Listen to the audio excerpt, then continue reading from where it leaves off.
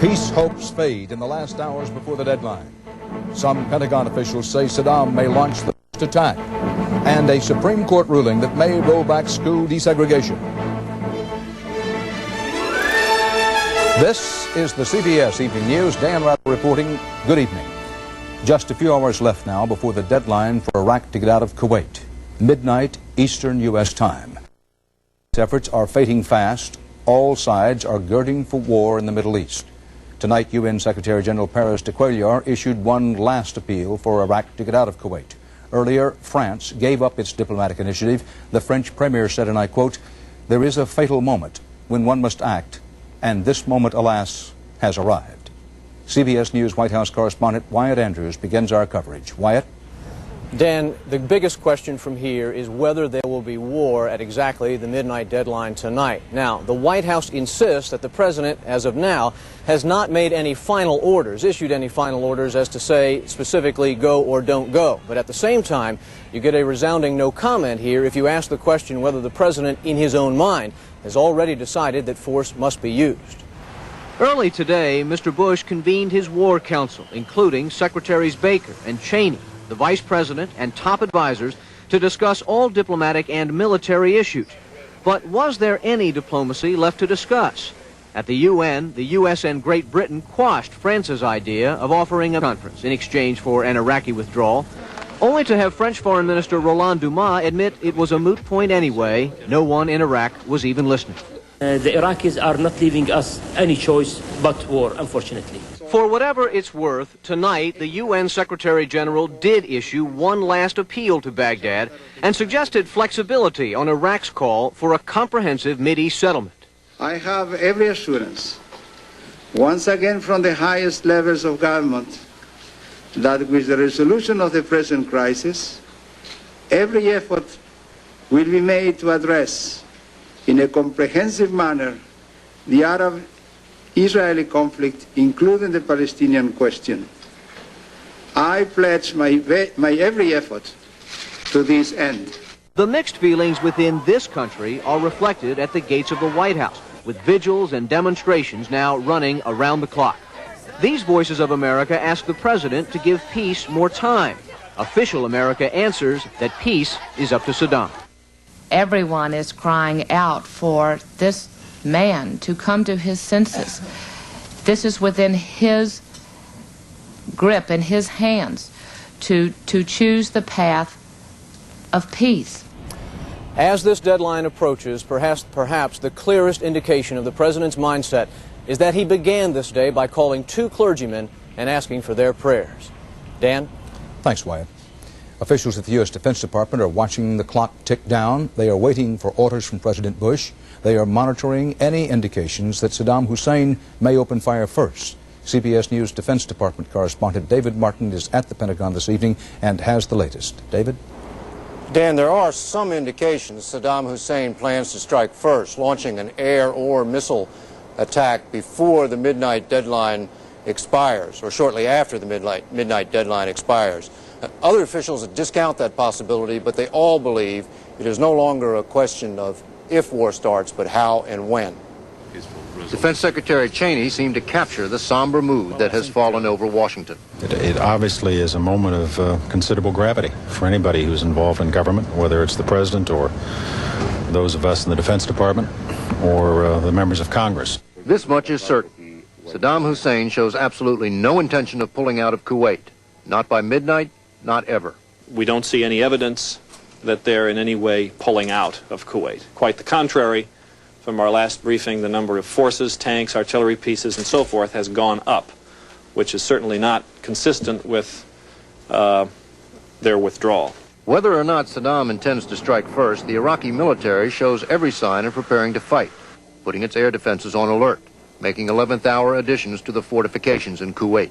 U.S. forces, which now total 415,000, have gone on a higher state of alert. With one carrier, the Midway, already in the Persian Gulf, the Navy sent in a second, the Ranger, bringing more warplanes in closer range of their targets. 4 more U.S. carriers are in the Red Sea. The Pentagon itself has gone to what it calls threat condition alpha, which involves turning away tourists and in some cases posting armed guards outside offices. To give you some idea of the level of tension here, Dan, there were 3 separate bomb scares in the building today. David Martin at the Pentagon. Saddam Hussein put up a fierce front today as the deadline approached. Iraq's army newspaper warned that U.S. forces will walk into, quote, a furnace of hell if they launch a war. The Iraqi government ordered the people of Baghdad into the streets to put on a show of fearlessness. CBS News correspondent Alan Pizzi is in Baghdad. The day of challenge was ordered to spit Iraqi defiance in America's face. Thousands of people took to the streets of Baghdad for an hour this morning in orchestrated demonstrations designed to send Saddam Hussein's message to Washington, that Iraqis are willing to fight and to die rather than give up Kuwait. The marchers did what they were supposed to do. They learned to do it in kindergarten. But the ticking of the clock towards the deadline for war has brought true feelings closer to the surface. I'm afraid. No. Afraid because blood. No. And then the answer she was supposed to give. I love Saddam Hussein. Saddam was there in every kind of pose. Posters showed him a soldier, man of the desert, statesman, and father figure. But in a graphic illustration of how isolated Iraq has become, there were less than half a dozen pictures of Iraq's remaining friends. Some said neither that nor the enormous military force confronting Iraq mattered. Yes, we know that, but also we feel that we are strong with our people. And also we are in our country and on our land. These people may not know much about what they really face in a war with the U.S. and its allies, but this is all they can do about it. There's no such thing as an anti-war movement here unless the government decides there is. And peace is not part of Saddam Hussein's game plan today. We are fully... The streets were almost deserted as people stayed home to prepare as best they can.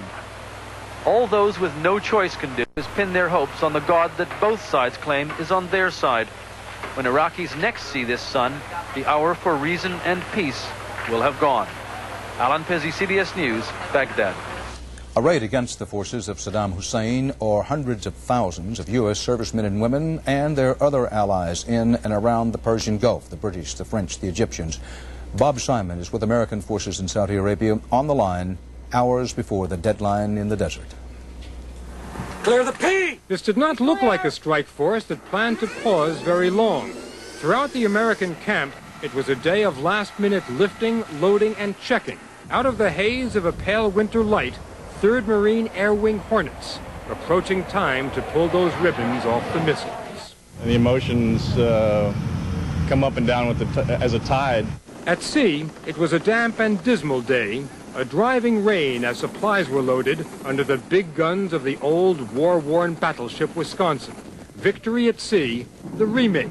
But to achieve victory, the Americans will have to liberate Kuwait, defeat the Iraqi army, do it quickly, do it with minimal American casualties, with minimal Arab civilian casualties as well. Saddam Hussein cannot defeat this massive military machine, and he does not have to win the war. In Arab terms, all the Iraqi leader needs to do is survive. If he can withstand a week or two of an Allied offensive, he can declare victory without having won a single battle. In Arab terms, it's been done before. In 1982, the PLO, beaten and kicked out of Beirut, celebrated victory. They had stood up to the Israelis. They had won. There's never been a Western power confronting a local leader in the Middle East which ended in a military victory for the West. Saddam Hussein, the defiant leader of this armored intifada, needs no more than to go a few rounds with the Americans, and while attention is riveted on precisely when the war will begin, the far more crucial question is when it will end. Bob Simon, CBS News, Saudi Arabia. Baghdad Radio says Saddam Hussein visited his troops in Kuwait tonight to prepare them for battle. Contrary to many people's expectations, the Iraqi leader has shown no signs of wanting to veer away as the deadline approached. Correspondent Mark Phillips has a report on speculation about what might be going on in the mind of Saddam. A sobering thought has been reached by many of those trying to read Saddam Hussein's mind, that he may well have concluded he has less to lose by fighting, even by fighting and losing, than he has by simply giving up now. The more you think about it, the more likely it is that he's calculated. The more you think about it, the more likely it is that he's calculated that any change of course at this point in time would, in his eyes, be a humiliation.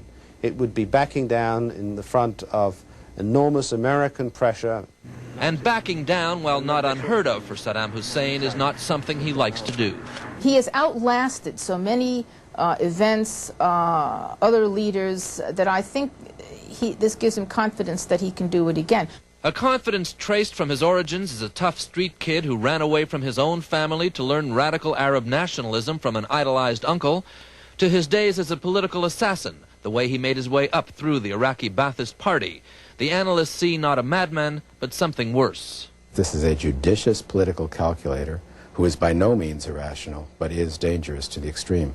From early on, this man has been obsessed with dreams of glory, with a goal of becoming the preeminent strongman in the Arab world. He sees himself as another Nebuchadnezzar, the biblical Babylonian king who drove the Jews from Jerusalem, or as another Gamal Abdel Nasser, who took the Suez Canal for the Arab cause, or as Anwar Sadat, who drove the Israelis from the canal in war and won it and the Sinai back in peace. In the Arab world, one can gain honor through losing in battle. And it may well be that Saddam is calculating that the mantle of heroic leadership would be strengthened if he does have the courage to stand up to the West. It's an attitude that dates from the Crusades and was reinforced by the recent colonial past. The word dignity is a word that Saddam uses very frequently. In my view, he's got a Rodney Dangerfield complex. He wants respect. And it's an attitude forged in the brutal, often deadly game of Iraqi politics. His mindset, as some people have said, is straight out of The Godfather. That this is a sort of a mafia don who understands his own power arrangements and his own principles and his own values very well, but has an awful difficulty relating to what goes on in the rest of the world. Defying the force arrayed against him may seem mad, but Saddam has described himself as a defiant spirit. For now, he seems to have chosen the uncertainties of war and its glories rather than the certainty of capitulation and defeat. Mark Phillips, CBS News, Washington. Still ahead on the CBS Evening News, Tom Fenton on Israeli plans to shoot back if Iraq attacks, and Bruce Morton on worry and resolve across the United States.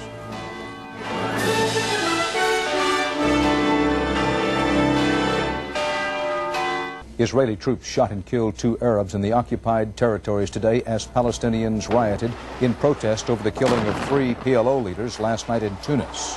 Israel said it had nothing to do with the assassinations.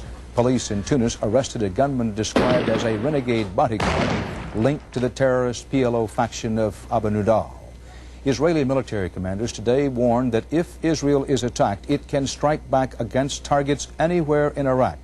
Tom Fenton is in Tel Aviv. In a public display of normally secret information, Israel pinpointed Iraqi targets it is prepared to hit if attacked. The Air Force Chief of Staff said Israeli jets could attack missile bases in western Iraq in 30 minutes and Baghdad in less than an hour, despite the distances and technical problems. We have developed in the last several months the tactics and techniques and the capabilities of doing it if it's needed. The Israelis are clearly worried by the U.S. reluctance to coordinate battle plans. We have no promises and no coordination with the United States so far at all. Israel is relying on its own defenses, now in a high state of alert, to meet the threat of Iraqi bombers and missiles. It suspects that up to 20 of the Iraqi missiles may have chemical warheads. The Israelis have promised the U.S. they will not strike first, but are not convinced that the U.S. Air Force can do the entire job of knocking out the missiles. We are not absolutely sure that they can do it good as we can do it, because we are more experienced.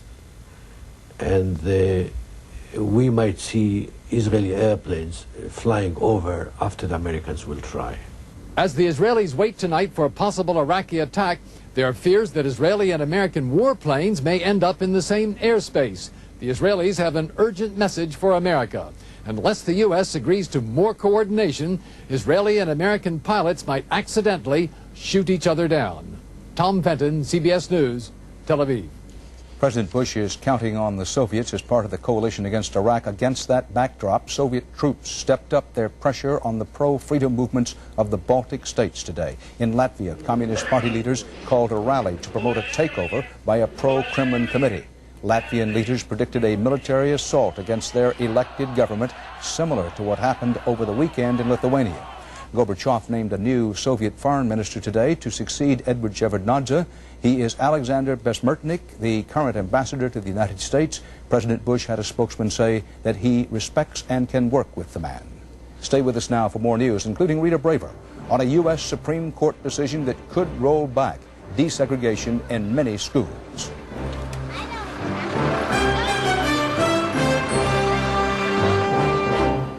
Will we go to war with Iraq? Dan Rather joins Charles Kuralt and Leslie Stahl as the deadline expires on a special edition of America Tonight. Across the land today, in the wake of vanishing hope for peace in the Persian Gulf, there was, of course, a growing sense of concern. Support for our troops, worry about our troops. The terrible hands of the clock moved toward midnight, and Bruce Morton measured this fateful day in our continuing coverage of Countdown to Confrontation. Flag raising, the Presidio, San Francisco, 6 a.m. Only hours left till the UN deadline. I have a lot of friends over there in the desert, and I don't believe in the war, but I believe in going out and supporting them. 7 a.m., anti-war demonstrators outside San Francisco's Federal Building. 8 a.m., the flag goes up aboard the minesweeper Gallant. It's do or die time. Young boy never dreamed that he'd be going to war. 8:45, end of an all-night anti-war vigil in Washington, D.C. At a press conference a few minutes later, tributes to a peace-loving man. For this is the birthday of the late Dr. Martin Luther King, Jr., a champion of peace. Getting on for 9 o'clock, commuter time in New York's Grand Central Station. Only about 15 hours now. Oh, we're wide open for a lot of terrorism. There's no way that you can predict what's going to happen. I think that's the scariest thing about it. We don't want another one of those black walls in Washington with our names on it. Junior high school starts in Des Moines, Iowa, but the kids are outside protesting the war. School starts in West Palm Beach, Florida. The kids are wearing red, white, and blue.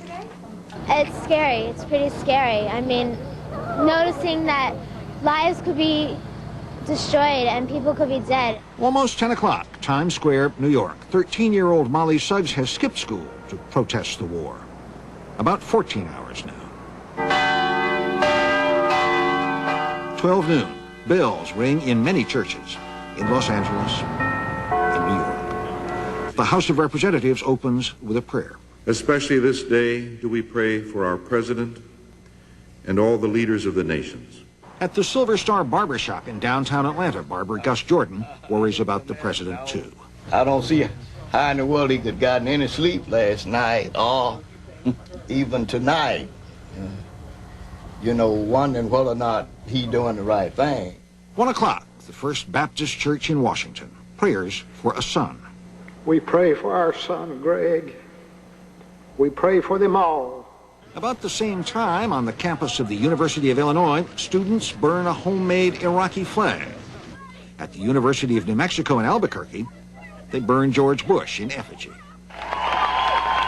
Afternoon, anti-war protesters block the Bay Bridge connecting Oakland and San Francisco. It's the first time that's been closed since the earthquake. And across America, the sun sets. This short winter day has been full of worries and prayers and protests. No one knows what the next sunrise may bring. Bruce Morton, CBS News, Washington. And that's the news from our world tonight. As we leave you for now, hours before the midnight Eastern U.S. time deadline for Iraq to get out of Kuwait, there are many scenarios for how a war could start, very few scenarios at the moment for preventing one.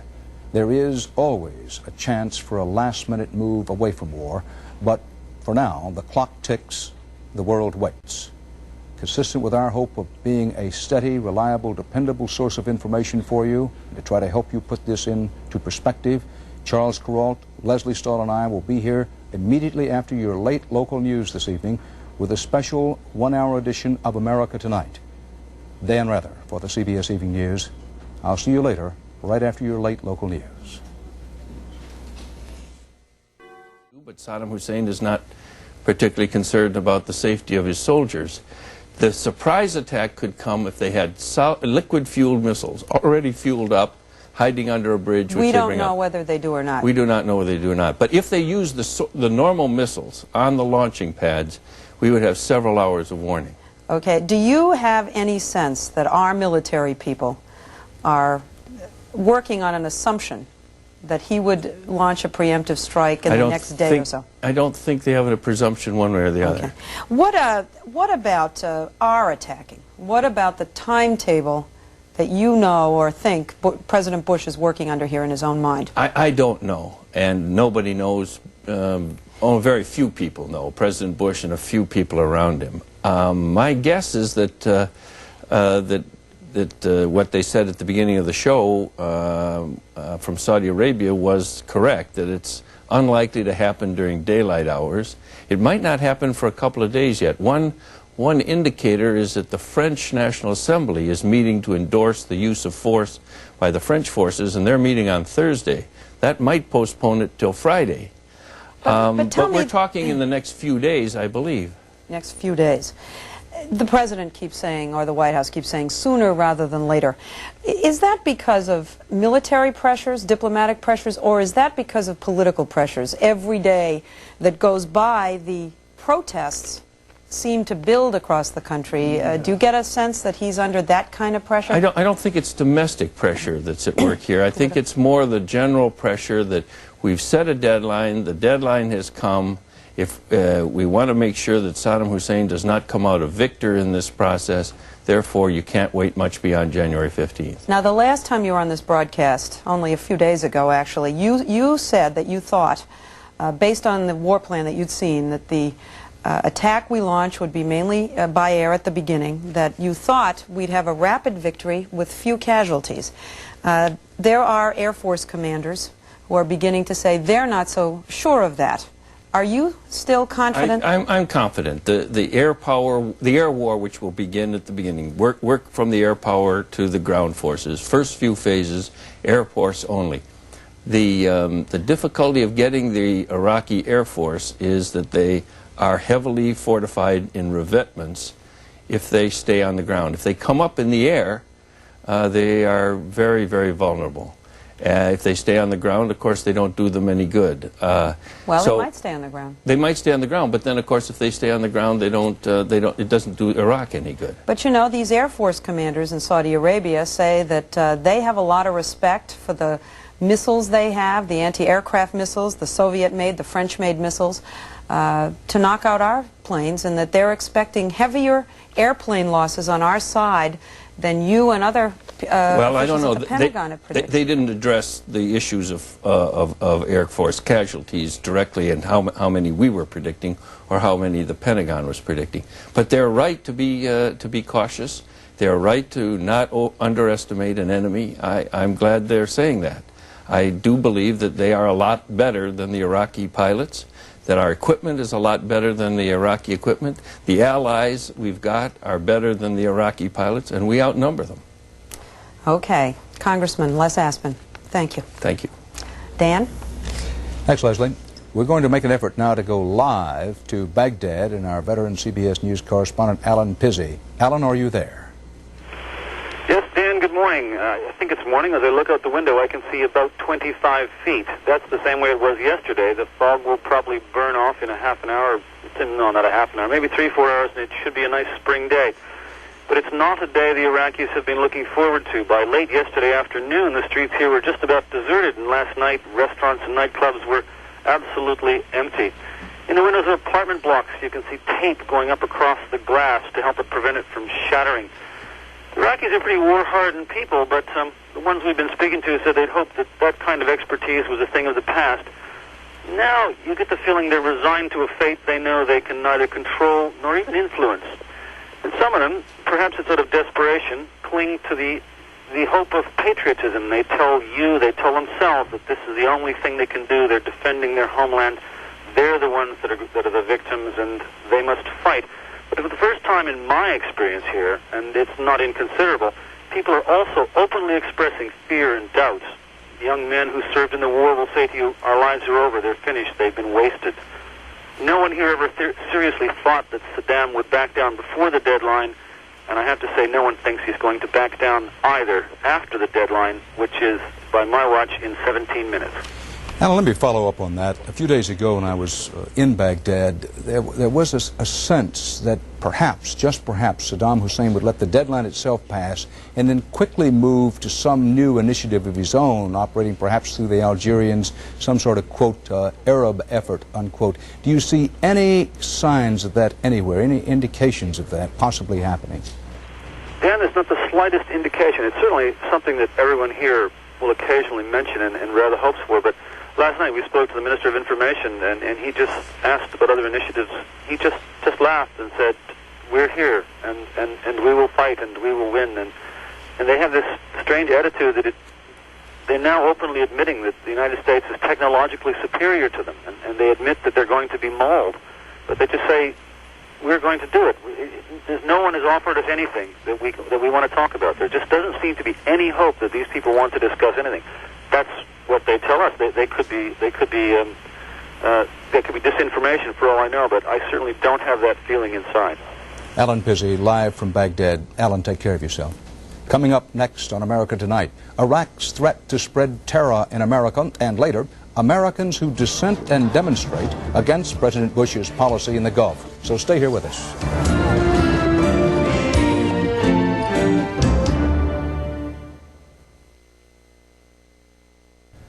With the deadline upon us, the reality and fear of a possibly imminent war is beginning to sink in the halls of power here in Washington, in the homes everywhere in the country, but nowhere more than in the Saudi desert and on the ships stationed off what could be the battle zone. Martha Teichner reports.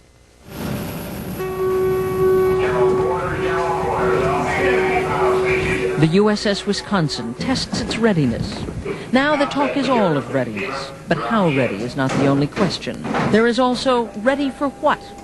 Readiness for a real war, the kind this great hulking World War II battleship has known, but most of its crew has not. It's not a fun job. Wars aren't fun. People do get killed, but that's our job, and we'll do it to the best of our ability.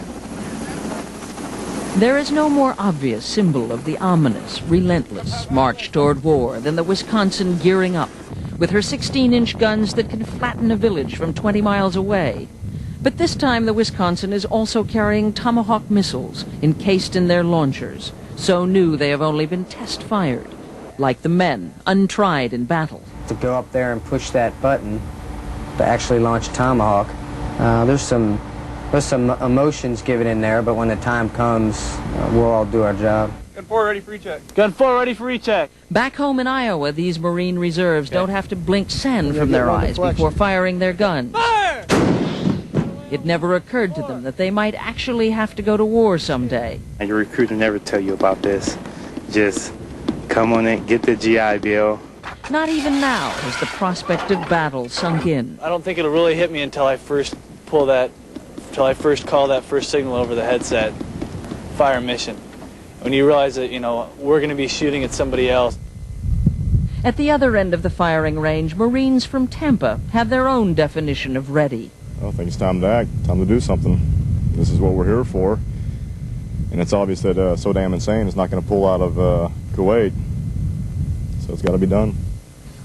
But coming to terms with actually doing it isn't the same thing as running around the desert for practice. It never really hit us that I was leaving until I was gone. The morning that we left. So I feel like the minute that this combat situation kicks off, everybody it's going to be a whole new ball game here. As the midnight deadline closed in on them, the Marines from Tampa got what they knew would probably be their last mail from home for a long time. The last mail before they confront the full reality of the war. They never expected to fight. That's good. For America Tonight, Martha Teichner in Saudi Arabia. Last mail before they confront the full reality of the war. They never expected to fight. That's good. For America Tonight, Martha Teichner in Saudi Arabia.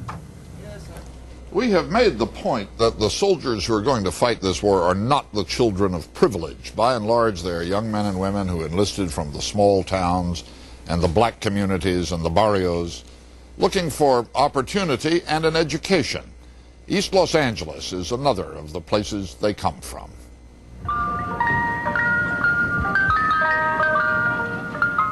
Laverne Avenue has given more than most American streets to this war. So there are a lot of parents here in the barrio worrying about their children far away in what they call El Golfo Persico. Timothy Reyes left home to join the Navy. They say there will be a lot of casualties, but like my son said the last time, Mama, don't cry. We know that we're here because they're not as free as we are. They don't have the democracy and the freedom. Oh, hi, sweetie. How are you? Rachel Reyes and her husband Steve take strength from all the other parents in the neighborhood who are worrying too. Irene Chavez never thought there'd be a war when her son John joined the Marines. Well, I'm angry, but I have to support him because that's his wish. Ever since he was in the 4th grade, that was all he played in the backyard. Army man, but I thought he'd get over it. Delia and Frank Ortiz's son Daniel joined the Army about a year ago. I think the closer it gets, the more nervous you get, because when I see especially Hussein and Bush, being here in East LA reminds me like two gangs. It's scary because it looks like two fools and your sons can die for it, and your daughters. And you say, you know, why? I'm proud to be an American, of course, and I'm proud of what John's doing, if there was a real reason for it. I told him, you fight for your family, you fight for your country.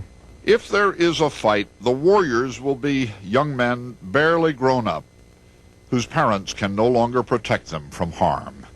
I just wish I could hold him in my arms and hide him in a closet or something, but I mean, I can't do that.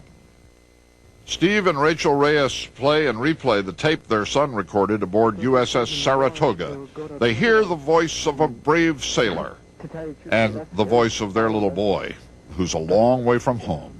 I want to tell you guys, please, don't worry and don't cry no more, because it's kind of hard hearing you guys cry, you know, and it just makes me worry about you guys, and it makes my job a whole lot tougher than it already is. So please, don't cry no more, okay? They are awfully young, aren't they? and with hardly any experience of war in that whole armada over there. That's true, Charles, but in the time we've spent with them, including the most recent time, you get the impression that if, God forbid, they have to, they'll give a very good account of themselves. We'll have the latest from Wyatt Andrews at the White House coming up next as the clock ticks down to 0. The UN-ordered deadline for Saddam Hussein to pull out of Kuwait is now just moments away. Leslie Stahl in Washington. The U.S. government is taking the threat of terrorism extremely seriously. Law enforcement agencies around the country have been warned to be on alert. At the White House today, security was noticeably tightened as it was at other official buildings. Correspondent Deborah Potter joins us. Deborah, what other measures is the government taking? Well, Leslie, the FBI has just completed a security survey of potential terrorist targets around the country. Targets like utilities, including nuclear power plants and transportation systems and military installations. All of them are now under increased protection. Officials also have confirmed that they are targeting a potential terrorist threat. Some 3,000 Iraqis who have overstayed their visas in the United States. Now, officials do not believe that all of these people are potential terrorists, but they want to find out. The FBI is looking for them to discover exactly who they are and why they're still here. And if they don't have a good reason, they could be deported. Deborah, has the FBI come up with any specific threats? Have they apprehended anybody, anything like that? Well, according to the FBI, at least half a dozen very real threats have been linked to the crisis in the Gulf, and there have been some incidents averted over the past few months. And we do know that one person is in jail in New Jersey accused of conspiracy to assassinate public officials. Okay, thank you very much, Deborah Potter. Dan? Thanks, Leslie. Deadline hour in the desert. What could be the crucial hour of a decision for war or peace in Washington and in Baghdad. The United Nations midnight deadline for Saddam Hussein to quit Kuwait or else has arrived. President Bush has said that as of this hour, Saddam Hussein is subject to to the use of force by the hundreds of thousands of American servicemen and women and other allies arrayed against him in and around the Persian Gulf. As we look at this live picture of the White House in Washington, the questions, when or will President Bush give the actual order? When or will Saddam Hussein strike? And will Saddam Hussein try to strike first? The lights are burning late at the White House, where correspondent Wyatt Andrews is standing by. Wyatt? Dan, as of this moment, and barring some sort of preemptive strike by Saddam Hussein that we have reported on in this broadcast, there is no indication right now that this war starts tonight. By all indications that we usually gauge things here, the president is not in the Oval Office as far as we can tell. No top advisors summoned. And in fact, his chief spokesman, Marlin Fitzwater, left at normal business hours tonight saying that he expected the president to be in bed at this deadline hour. Still, Dan, at the same time, it's also true that the White House is operating on a policy of if there is war, it comes sooner rather than later, and that the go or no-go order could come literally at any time. We should point out that this is much different, too, than the Panama invasion, which is the only other precedent that we have in the Bush administration, where the very existence of the invasion force during that time was a well-guarded White House secret for up to 2 days. That's different this time. The invasion force is in place and simply awaiting the cue, the word to go or no go. Unusually, then, we are assured here that when and if the president should order a military attack, major news organizations that cover the White House on a regular basis will simply be called to return to the White House, and as I speak now, there is no such notification. So whether this takes days or hours or weeks even, and as the president mulls over decisions that, or factors that only he is privy to, Dan, it appears that if only for tactical surprise, perhaps we are in for a wait. Wyatt, from the time of Joshua through Alexander and Caesar, what people least expect when it comes to war and threats of war often happen. Around the White House, are they surprised that it's come to this? I think the clear answer to that is yes, Dan. You can go back to the original miscalculation going all the way back in August that Saddam Hussein was massing his troops on the Kuwaiti border, if only to gain an advantage in the oil price negotiations he had ongoing with Kuwait. But it's more than that. Very senior officials here have pointed to his rape of Kuwait and said if the man is really wanting to get out of there, why is he taking everything with him? So I don't think they figured they would reach tonight in quite this way. Wyatt Andrews at the White House. Let's go back now to the Pentagon Live and our Defense Department correspondent, David Martin. David, what are the signs of war? What telltale signs should we look and listen for and be sensitive to tell whether war is actually going to happen? Well, Dan, I think now that the deadline has passed, there's going to be an increase in the U.S. and Allied air activity over Saudi Arabia, some of it for real, some of it faked by electronic means. And this will try to create a noise pattern of activity that will occupy all of the Iraqi air defense network and will keep them preoccupied so that if and when the real strike is ordered, it will look no different. The Iraqi scopes will look no different than they have for the past few days, looking at all this air activity and much of it just bogus electronic noise that we're going to be throwing at them probably. David, there's been some talk that in the air war, which will be the first edge of the wedge in any actual combat, that the United States plans extensive use of the Tomahawk missiles, a form of the cruise missile, fired from the Mediterranean and the Red Sea. Can that be? I'd be surprised if it was fired from the Mediterranean, because you'd have to go over Syria, and these things have never been used in combat, and I'm not sure they fully trust it to go over a quote-unquote allied country. I think most likely from the Red Sea and the Persian Gulf. David Martin at the Pentagon. Charles? The King of Jordan, who has worked so hard to keep this day from coming, told his people today to prepare for imminent catastrophe. We'll go to Amman next.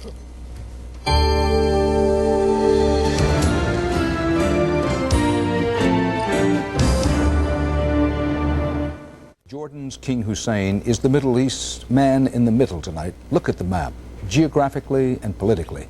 Jordan and King Hussein sit in the line of fire between Israel and Iraq, between peace and war. CBS News correspondent Doug Tennell is monitoring developments in the Jordanian capital of Amman. Doug?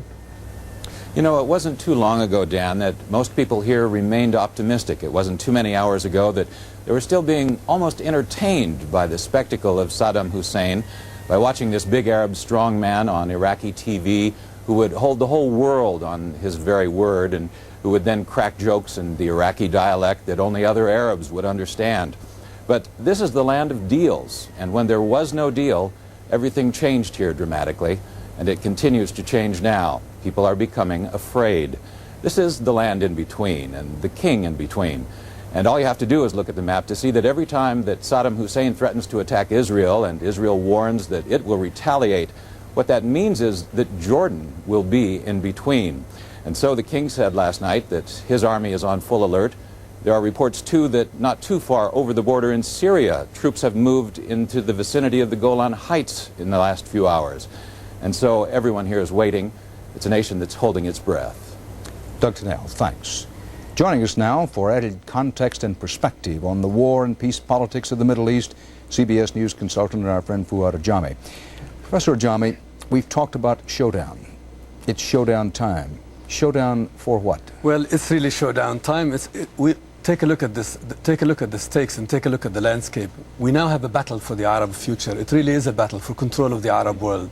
And the tragedy for the Americans, I think, this is a battle between Saddam Hussein and George Bush. This is a showdown between the local despot and the foreign savior. We have gone there because there was no local deterrent to Saddam Hussein. We have gone there because there was no Arab answer to him. There was no Saudi answer to him. There was no Egyptian answer to him. There was no Jordanian answer to him. Our man in Amman, Doug Tennell, tells us that the people in Amman felt excited by Saddam Hussein. It was a political thrill on the cheap. They thought it would never come to war. They would ride with Saddam, and then they would be spared the consequences of war. This is the hour of decision. We've passed the midnight deadline. Give us some telltale signs to look for over the next 24 to 48 hours. Well, I think King Hussein, who is a very articulate man and who has a way with language and who understands war and who has been through war, now says, in effect, that the ghost of war hangs over the Arab world. The ghost of war does hang over the Arab world. I think the one thing that people are now still looking for and hoping for, that perhaps if we are to be spared this coming war, that maybe Saddam Hussein will wait past January 15. Will say, look, I never respected this deadline. This was never my deadline. This was a deadline imposed on us by the U.S. This was a deadline that the U.S. imposed on the UN Security Council, and that he can wait 3 or 4 days, and this will be the decent interval. Without this decent interval delivering some magic dividend, I think then we're really looking at this war. You've studied Saddam Hussein for a very long time. In the few seconds we have left, is there any real viable possibility that he will yet swerve away? Well, Saddam Hussein is a man who can turn on a dime. His record shows this. And really looking at him, you're looking at a quiet assassin who has both the willpower to go to war, and I think also, should he really choose to save his regime, then he can also find the means for a way out. Fouad Ajami, thanks. Leslie? As preparations for war escalated today, so did the anti-war movement. Protesters demonstrated in virtually every major U.S. city. When we come back, we'll talk with some anti-war dissenters.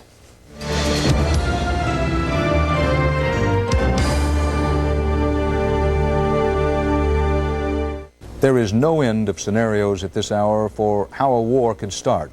Little in the way of a scenario for stopping a war. Still, people hope and pray, and some people protest, including these people outside the White House tonight, holding a candlelight vigil for peace on into the wee hours of the morning. There's plenty of support, of course, around the country for President Bush's policies, but correspondent John Blackstone reports about some of the largest and loudest demonstrations of dissent today that took place out in the American West. If one reason for going to war is to keep oil flowing, anti-war demonstrators have discovered one way to get attention is to stop traffic flowing. In San Francisco this afternoon, hundreds marched onto the double-deck Bay Bridge and stopped drivers between San Francisco and Oakland for 2 hours. Some didn't even complain. I'm willing to sit and wait as long as it takes if we get the message across that we don't want war. Demonstrators in Seattle used a similar tactic, marching onto the city's main freeway during this morning's commute. In Olympia, the Washington state capitol, it was not motorists who were inconvenienced, it was state legislators.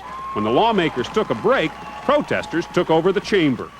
We're going to stay here war until someone comes and talks to us. In Albuquerque, George Bush was burned in effigy.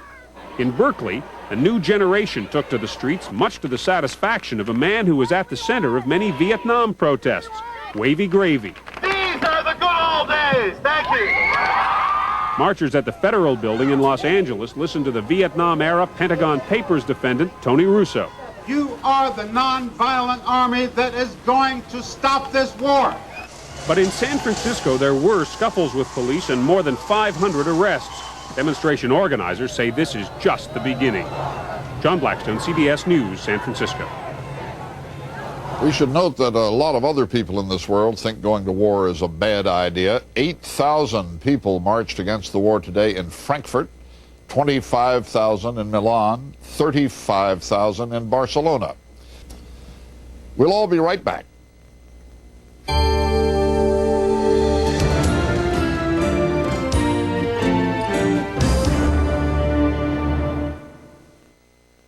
Looking ahead, now that the deadline has passed, in Baghdad, Iraqis woke up this morning to a radio broadcast, a repeat of a Saddam Hussein address warning that his army is ready for war and that there would be no compromise.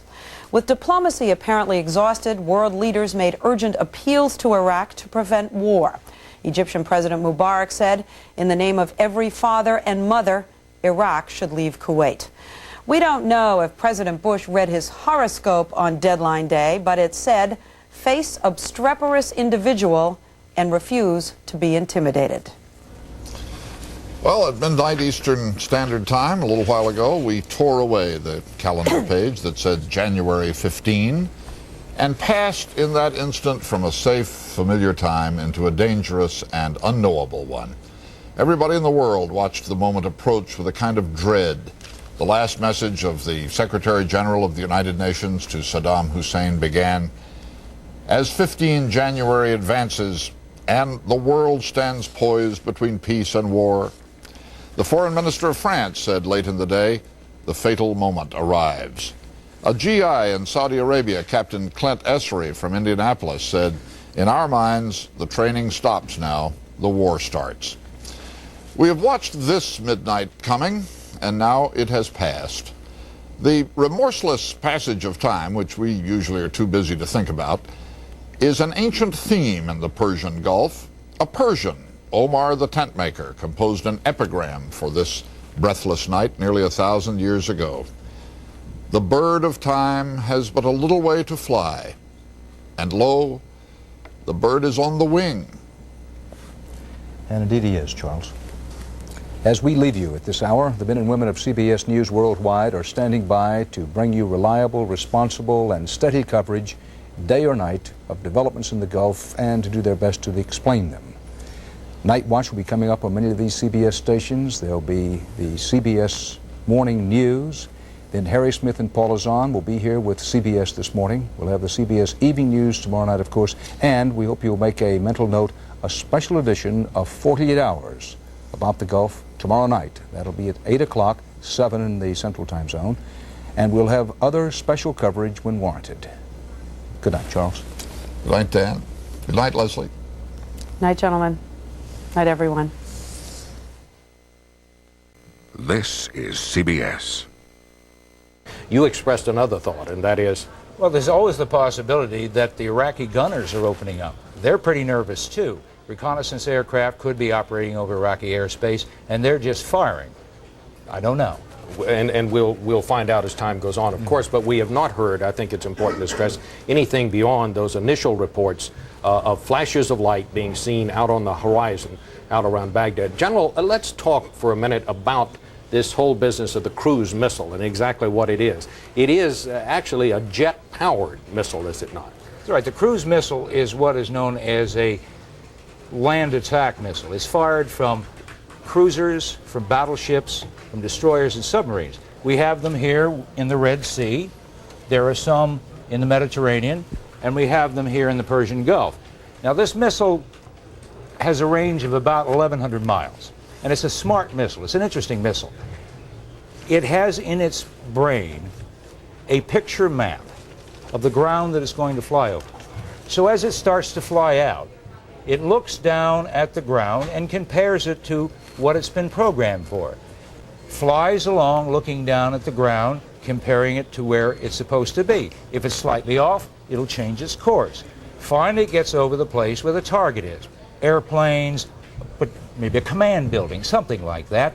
It looks down and says, aha, that's the picture of my target. It goes down and it explodes. And you're talking about an 1,100-mile range, and if memory serves, this is about 1,000 miles about across 1,000, here. but there are airfields, Bob, also on this side and running down along the Euphrates in here, these rivers. So it's within the ranges. So these missiles would come from ships here, also from ships across the way in the Persian Gulf. Right, and now from here, you see, we're only talking about 600 miles. So you're well within the ranges of the missiles from here. Does it strike you as odd, and perhaps it's just because we've been unable to get any communications through, that we have not heard anything since those initial reports of flashes of light being seen? Bob, I would expect that when, and maybe we have, gone in against this thing, it would be very violent, very heavy. There'd be a lot of engagements. If I was in Baghdad looking out to those airfields, I think I'd see more activity. Now, there are other airfields, other command centers that they're going to attack. But what they're after right now is to get the air defenses, get the airplanes while they're on the ground, and try to get those big missiles we've been talking about. So it could be that these first reports we have heard are nothing more than simply nervous Iraqi anti-aircraft gunners firing into the night. Perhaps they are, perhaps they aren't. Well, the military has an old saying, never believe the first report. So we'll just have to wait and see what this means. We can't make a firm judgment at this point. Okay, back to you, Dan. Thanks, Bob and General Christ. This is CBS News special coverage of what the Associated Press now calls war in the Middle East. The evening news, we will not be doing as the evening news tonight. We are now into this special coverage. Let me pause a second and emphasize what every reporter who's ever covered combat knows. One, particularly in the early stages of what appears to be airstrikes against Iraq, probably, we do not know, probably first and foremost cruise-type missile strikes against the Iraqis. Let me emphasize that in the early stages, misinformation, disinformation generally abounds.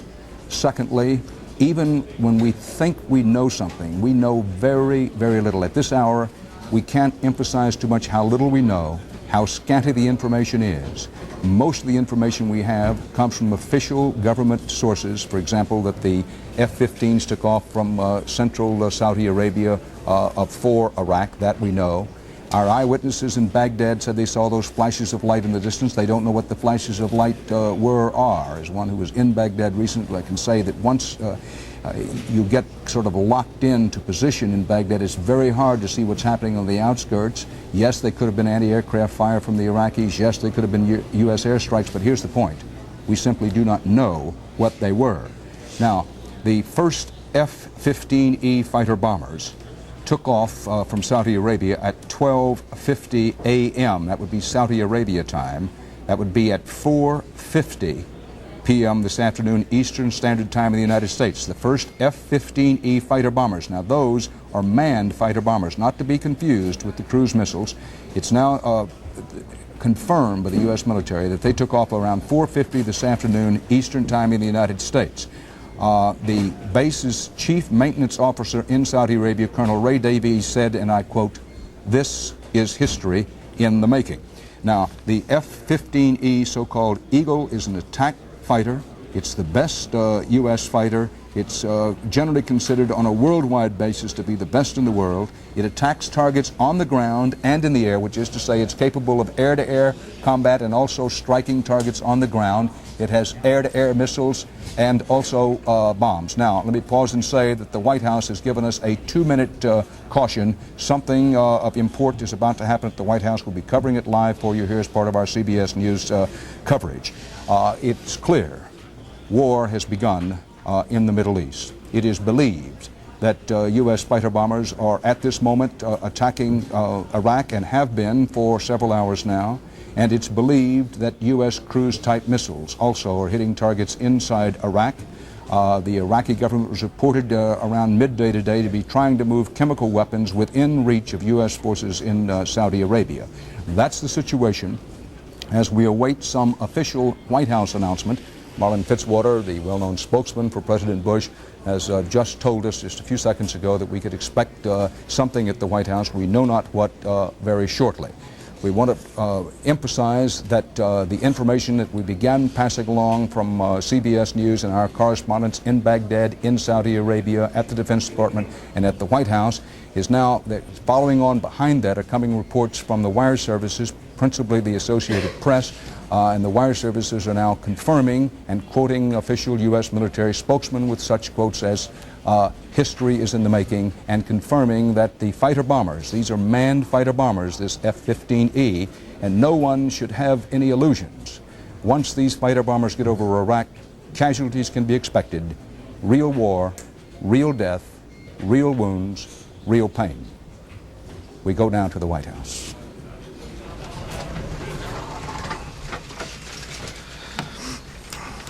I have a statement by the President of the United States. The liberation of Kuwait has begun. In conjunction with the forces of our coalition partners, the United States has moved under the code name Operation Desert Storm to enforce the mandates of the United Nations Security Council. As of 7:00 p.m. Eastern Standard Time, Operation Desert Storm forces were engaging targets in Kuwait and Iraq. President Bush will address the nation at 9:00 p.m. tonight from the Oval Office. I'll try to get you more as soon as we can. Thank you very much. Marlin Fitzwater saying what he had to say at the White House, taking the biblical admonition, let your yeas be yeas and your nays be nays. As you saw, Fitzwater walked out, read what he had to say, and walked away, did not take any questions. But the most important thing is the President of the United States will address the United States, and for that matter the world, in about an hour and 52 minutes. That will be at 9 p.m. tonight, Eastern Time. Of course, our CBS News live coverage of what is now clearly, and it always brings a lump to your throat, but what is clearly war in the Middle East. We are now talking about matters of war and peace. Let's pause for a second again to absorb that and to know what's happening in these hours in and around the Persian Gulf, and go to our CBS News White House correspondent, Wyatt Andrews. Wyatt? Dan, that announcement was quite brief, but Marlin Fitzwater actually managed to say a lot. First pointing out that Desert Shield has now become Desert Storm, and with that name, it's obvious that he is confirming what the wire services and David Martin were reporting earlier, that this has turned to war. The other interesting point, of course, Dan, other than the report that the President will address the nation at 9 o'clock, is that Fitzwater said that forces were being engaged in both Iraq and Kuwait. Meaning that the theater of operations here in this brief disclosure by Fitzwater is not confined just to Iraq right now, but that meaning that the theater of operations here in this brief disclosure by Fitzwater is not confined just to Iraq right now, but that the United States is bombing targets also in Kuwait. I'm sure we'll find more details from the President. This is following, I should add, Dan, a very closely guarded White House script. They had promised all along that the go order would not be very complicated. It would just be a matter of the President announcing that he'd launched it. That's what we heard from Mr. Fitzwater. The details to come in 2 hours. Thanks, Wyatt. And in Washington, and the rains came. War in the Middle East. Here's what we know and what we don't know. U.S. fighter bombers F-15E Eagles are striking targets in Iraq and in Kuwait. It's believed, not yet confirmed, that U.S. cruise-style missiles, these are unmanned missiles, Tomahawk, that's a version of the cruise missile, also, we believe, have been fired at targets in Iraq and or Kuwait. The attack began around 4:50 Eastern U.S. time today and has continued since then. There have been reports of flashes of light in the distance in Baghdad. Now, let me describe for you that Baghdad is a fairly large city. Those of you who haven't been there might be surprised at how modern it is, with a lot of freeways and fairly tall buildings. There have been no reports of any flashes in the downtown section of Baghdad itself. There are, of course, many military installations around Baghdad, and in the distance this evening, Alan Pizzey, Larry Doyle, our other correspondents in Baghdad reported seeing these flashes in the distance. They didn't know what they were, and they still don't know what they were. The U.S. military has confirmed the following. They have confirmed that F-15E fighter bombers, they can do air-to-air combat to take out enemy aircraft, and they can also hit targets in the ground. We're taking off from central Saudi Arabia. In the easternmost part of Saudi Arabia, in what would be the largest U.S. air base in that part of the country, a steady stream of fighter bombers have been taking off for quite some time. Now, let us underscore to you that insofar as it can be determined, what has begun right now is the air war. Ground troops, U.S. ground forces, Marines, Army troops, insofar as anyone can determine, while they are poised to strike, have, so far as we know, not, let me underscore the word not yet, started to actually strike. Let's go to David Martin, our CBS News Defense Department correspondent at the Pentagon. David? Dan, these F-15Es that were reported taking off from central Saudi Arabia, those are aircraft which are designed to fly very low at night, and they carry 12 500-pound bombs. And if you believe the pilots who fly them, they can use, with computer-assisted bomb sights, they can hit within 15 to 30 meters of their target. They go in very low. Well, unfortunately, we lost our audio and video to David Martin at the Pentagon, but what David was doing was bringing us up to date on the kind of attack that is obviously underway against targets in Kuwait and or Iraq at the moment. We believe that the attack is at least two-pronged. One, and this is in no particular order, the attack by the cruise-type missiles, the Tomahawks, which can be fired from sea. As General George Christ, our CBS News consultant, underscored earlier, those Tomahawk missiles could be fired not only from U.S. Navy ships in the Persian Gulf, but also from the Red Sea. That would take them firing on the Red Sea across Saudi Arabia on into Iraq or Kuwait. And also, we don't know whether this has been done, the Tomahawk missiles could be fired even from U.S. Navy ships in the Mediterranean. If they were fired in the Mediterranean, they would have to go over Syria in order to reach Iraq, but having a range of at least 1,400 to 1,500 miles, the Tomahawk missiles could have been fired from the Mediterranean into Iraq as well. Now, Bob Simon, in Saudi Arabia, lots of air activity still continuing there, I gather. Yes, Dan, we've received an additional detail just in the last few minutes that from a central airbase in central Saudi Arabia, from a large airbase there, C-130 transport planes have been taking off every few minutes for the last hour. Right now I can hear more aircraft taking off around me right here in eastern Saudi Arabia.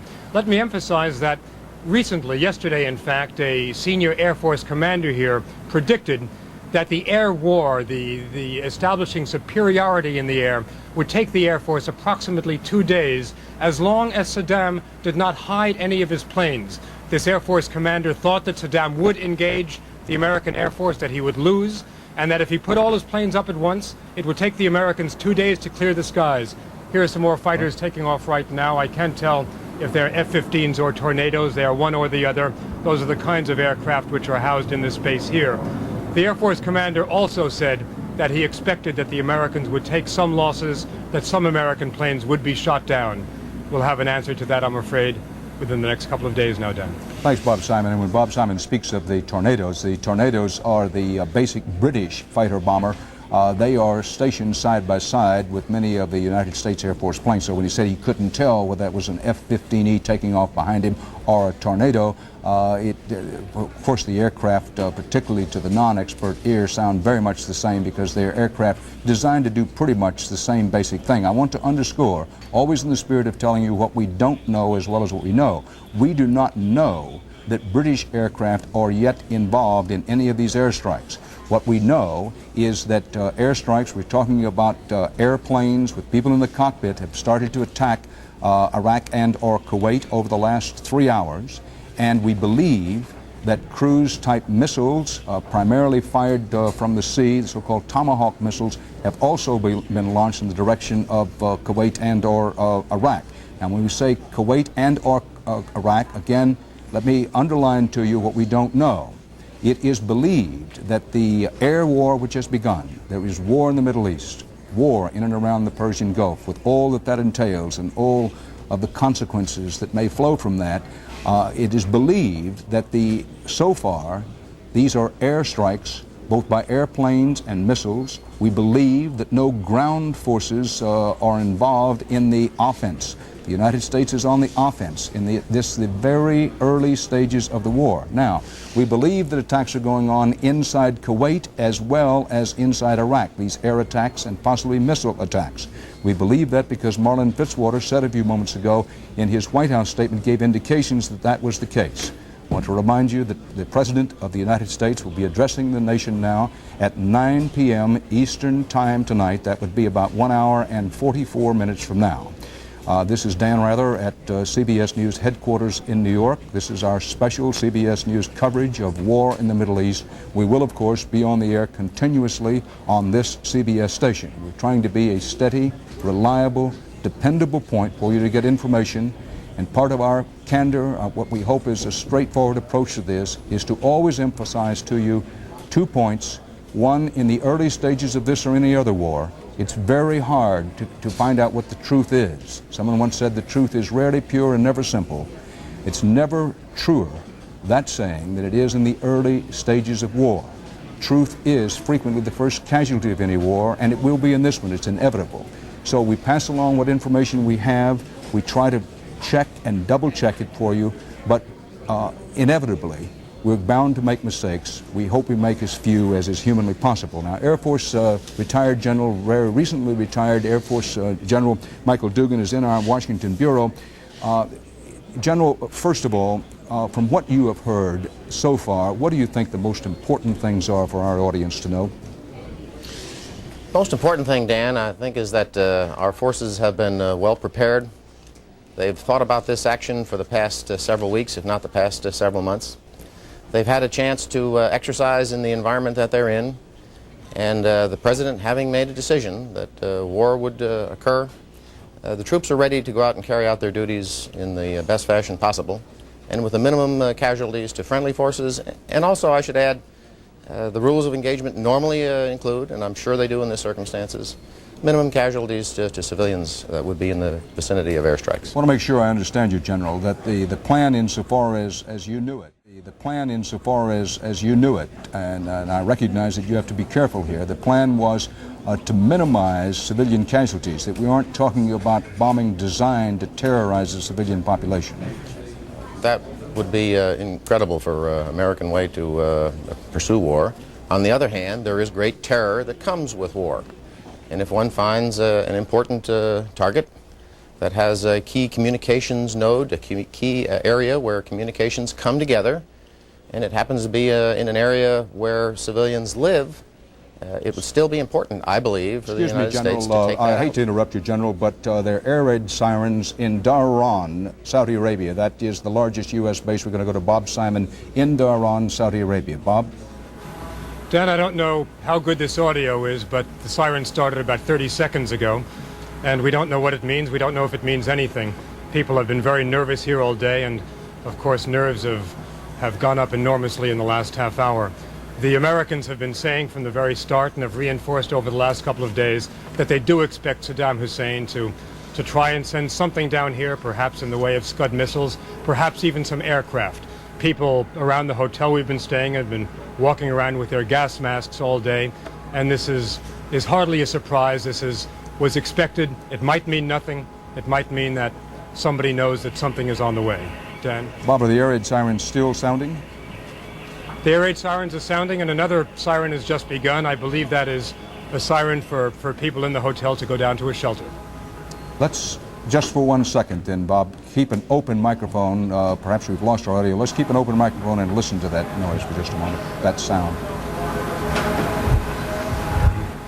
The sound of war in Saudi Arabia as air raid warnings are sounding around the largest American base, military base in Saudi Arabia, around Dhahran. Now, if you want to look at the map, as a matter of fact, Bob Schieffer, we can go to you very quickly. You can show us, you and General Christ, roughly where Dhahran is, if you're prepared to do so. Dhahran is right there. Would you point again, General, if you don't mind? Right. Well, that's Riyadh, the capital of Saudi Arabia. You see the Persian Gulf, Kuwait above it, and you see where Dhahran is. That's where Bob Simon was a moment ago, and where he says that they're going into bomb shelters in Dhahran. Bob Simon has just left his broadcasting place to head for one of the shelters. Now, We have lost our signal to Dhahran. Perhaps you saw a flash up on the screen there. We no longer have a signal to Dhahran. Now, in the spirit of what we know and what we don't know, we do not know that there's an airstrike underway against American forces in Dhahran. What we do know is that U.S. forces have launched airstrikes against Iraq and Kuwait, both by manned aircraft and we believe by unmanned cruise-style missiles. Air raid signals sounded around Dhahran, as you heard Bob Simon report. Then everybody was told to head for the shelters. Whether there's an attack or whether it was simply an alert, we do not know. Now, you heard Bob Simon talk about the so-called Scud missile.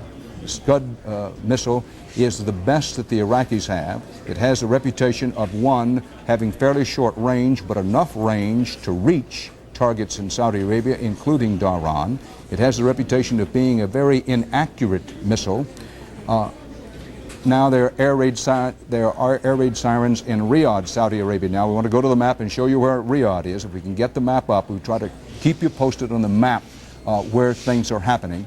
Riyadh is the capital of Saudi Arabia. Again, people are moving to the air raid shelters there. On the map you can see Riyadh is more in the center of the country, the major cities in Saudi Arabia that for the moment you want to have in mind. Dhahran, where the big U.S. base is over near the Persian Gulf. Riyadh in more or less the middle part of Saudi Arabia. And then Jeddah, which is over on the Red Sea, which is far away from Iraq and not under what we might call ordinary combat circumstances reachable by the Iraqi missiles. Now, again, underscoring, we do not know whether Dhahran or Riyadh is actually under attack. We do know that air raid signals have gone off in both places and people have moved to the shelters. Now, we believe we can hear the air raid sirens sounding in Dhahran, so let's pause and listen to the sounds of war. This is from Riyadh. These are the sounds of Riyadh as war begins in the Middle East.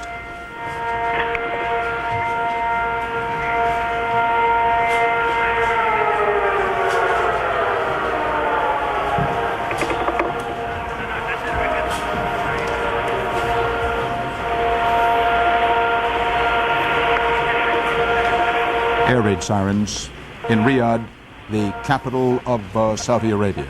As you look at the map, you could tell Riyadh is, I emphasize, is the capital of Saudi Arabia.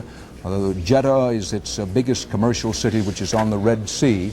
As you looked at the map, Jeddah would be off to the left, off to the west, and Dhahran would be off to the east. Now, trying to bring you up to date very quickly on what we know and what we don't know. War in the Middle East, combat around the Persian Gulf, offensive strikes by the U.S. Air Force, by, we believe, U.S. Navy and Marine aircraft as well, although we do not know about the latter. The only thing that's been officially announced by any military spokesman is the engagement of U.S. F-15E fighter bombers, those aircraft designed to knock out Iraqi planes from the sky if necessary, and also capable of attacking targets on the ground. David Martin at the Pentagon has reported that his information is that U.S. cruise-style missiles, known as Tomahawks, the particular style of cruise missile being used in this instance, also have been launched against targets in Iraq and possibly also in Kuwait. We do not know the extent of the attacks in Iraq and Kuwait. What we do know is that the raids have been underway for about 2 hours now. Our most reliable information from U.S. military sources, this was official information, is that the raids began about 4:50 this afternoon Eastern Time. We had some indication of them as we began the CBS Evening News at 6:30 this evening Eastern Time, and then as the evening news developed, it became clear that the air war had begun. I want to pause and again emphasize, and particularly for those of you who are just now joining our coverage, so far as can be determined, the air war has started. No offensive action on the ground that anyone can determine. The sequence of events that happened today, in no particular order, there were reports that Saddam Hussein was making efforts to move his chemical warfare machinery closer to U.S. forces in Saudi Arabia. Quickly behind that came an even more heightened alert for U.S. forces in and around Saudi Arabia in the Persian Gulf. And then there was silence, as there frequently is just before an offensive attack. And then the United States attacked targets in Iraq and in Kuwait using manned aircraft. We say manned aircraft. It's easy when you put up a picture, as we did, of that F-15E, to think of it as a highly sophisticated piece of technological weaponry, and that it is. But in the cockpit is a young man, average age 22, 23 years old, who just a few short years ago was quarterbacking his high school football team, or maybe looking for a jump shot at the top of the key. There are people, there are men in those aircraft. Yes, there are women who fly in the U.S. military, but by law, women are not allowed to be in combat units, so there'll be no women in the cockpits of these particular airplanes. Now, we want to go to Tom Fenton in Israel. Tom Fenton by telephone from Israel. Tom, any sign of activity, special activity there, and what do you hear, what do you know? Well, no sign of special activity yet, although one of Israeli radio monitors said that he cannot find Baghdad radio, so presumably it's off the air. But earlier this evening, Prime Minister Shamir indicated that the United States has apparently dropped its reluctance to coordinate its air battle plans with Israel. Shamir said on television that there's some sort of an agreement with the United States and that Israel was maintaining contact. Now, Saddam Hussein, as you know, has threatened to hit Israel if he's attacked, and presumably he would hit Israel with chemical weapons. The Israelis have made it clear that they would retaliate and would not just let the U.S. Air Force do the job of taking out the missiles. So there was a great deal of worry that Israeli planes and American planes would be in the air at the same time, and perhaps American pilots and Israeli pilots might shoot each other down. The agreement, if there was a great deal of worry that Israeli planes and American planes would be in the air at the same time, and perhaps American pilots and Israeli pilots might shoot each other down. The agreement, if there has been an agreement, sort of clears the decks now for the Israeli Air Force to take action. Israeli planes have been in the air on a round-the-clock basis. Whether they will now do something before Israel is hit, if it is hit, is unclear. We're in sort of a gray area now. It wouldn't be a preemptive strike because there's a war already going on. So we'll just have to wait until we get an announcement, and one I think is expected soon. Thank you, Tom. We're going to try to go to General Michael Dugan, retired commander of the United States Air Force, very recently retired. I'm told that we can't get General Dugan up at the moment. One of the important questions of the hour is if Iraqi missiles or planes are attacking Saudi Arabia, what their likely targets would be. We have air raid sirens in both Dhahran and in Riyadh, Saudi Arabia, and people moving to air raid shelters in both places. We do not know whether any actual Iraqi attacks are underway.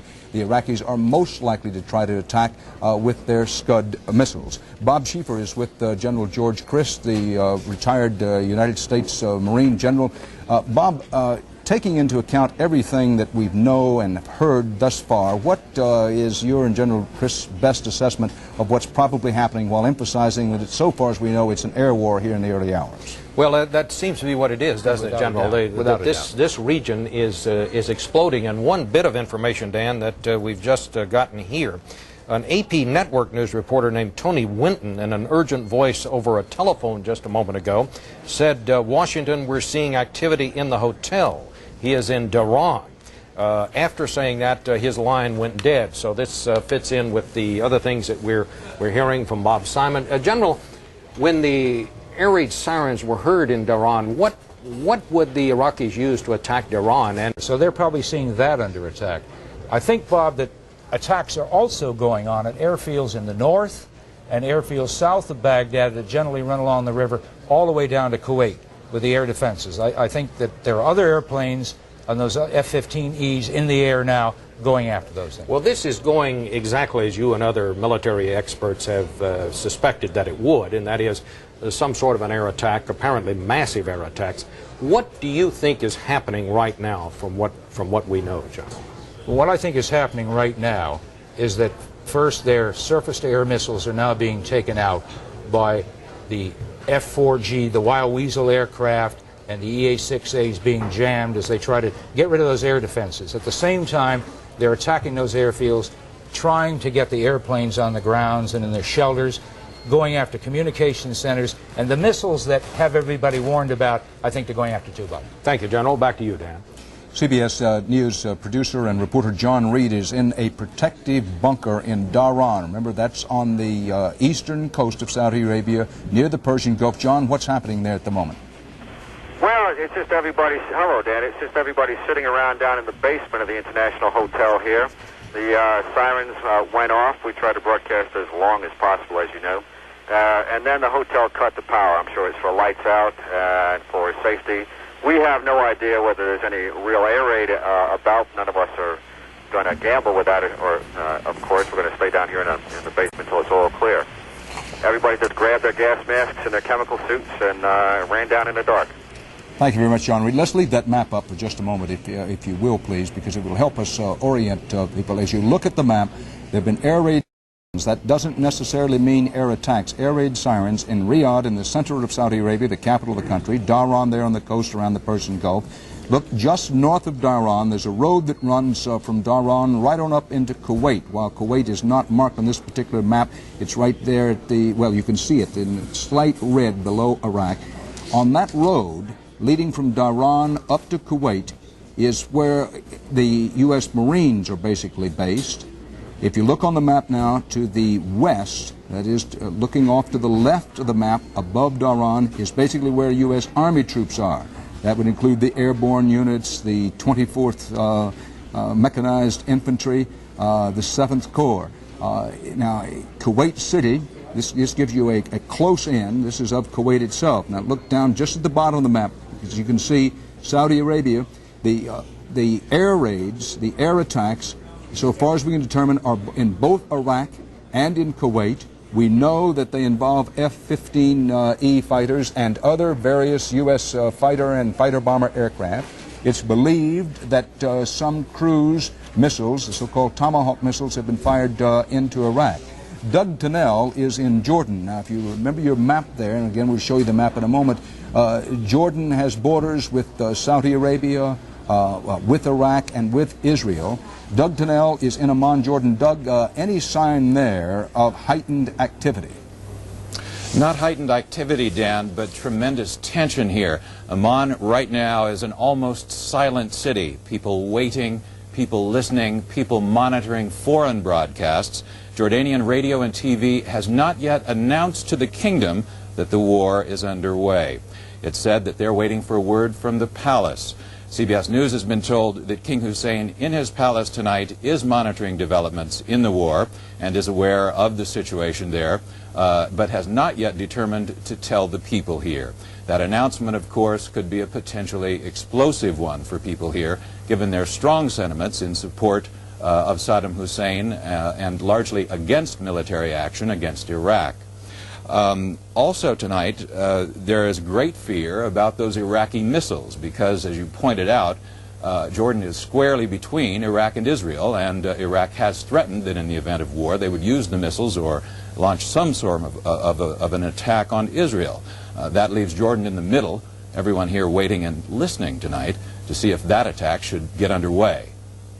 Doug Tennell and Amman, and again, if we can put that map up, when we were in Jordan and our various visits to the Middle East over the last few months, one of the remarkable things to me at least was when you drove the road from Amman up to Jordan's border with Iraq, you could virtually see just across Jordan's border with Iraq, or where some of Iraq's most extensive Scud missile sites are. There's a reason for that, because the Iraqis wanted to put those Scuds in the best position to strike against Israel, emphasizing, so far as anybody knows, no Scud missiles have yet been fired. But if and when Scud missiles are fired by the Iraqis, it would be possible along that Jordanian border on the Jordanian side to see the flashes of light as they were fired. Now, there are reports of gunfire over Baghdad. Our people in Baghdad don't know whether the gunfire is incoming, outgoing, or both. They're the report of the Tomahawk missiles, that's the cruise. When we say a cruise, that's an unmanned missile that can avoid radar and avoid enemy detection devices. It carries a warhead. It's a so-called smart missile. We believe that those cruise-style missiles have been fired. A squadron of F-15Es took off from central Saudi Arabia, and one of the Air Force officers in charge said, quote, "This is history in the making." Marlin Fitzwater has announced, quote, "The liberation of Kuwait is underway," and he said it was under, and the military gives names to these things, under the name of Desert Storm. That's an upgrade, as it were, from Desert Shield. The President of the United States is going to address the nation and the world in about an hour and 25 minutes from now. That would be at 9 o'clock Eastern Time here in the United States. President Bush will be addressing the nation. Air raid sirens in Dhahran, Saudi Arabia, and in Riyadh. No confirmation, repeat, no confirmation that actual air attacks are underway.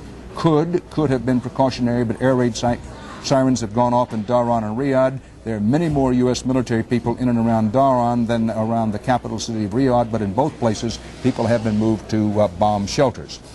General Michael Dugan, the recently retired U.S. Air Force general, is still with us in our Washington Bureau.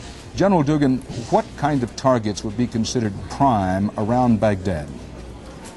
Around Baghdad, Dan, the chief targets would be those command and control kinds of nodes, centers, that Saddam Hussein would use to exercise his control of his broad military forces in the country, and in particular his air defense forces.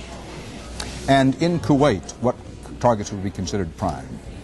In Kuwait and in the broader areas in Iraq, one would look, for example, at the Scud missiles, I think, early on. They are important to U.S. forces. They're important to the coalition partners. They're important to the civilians that live in various cities in the vicinity.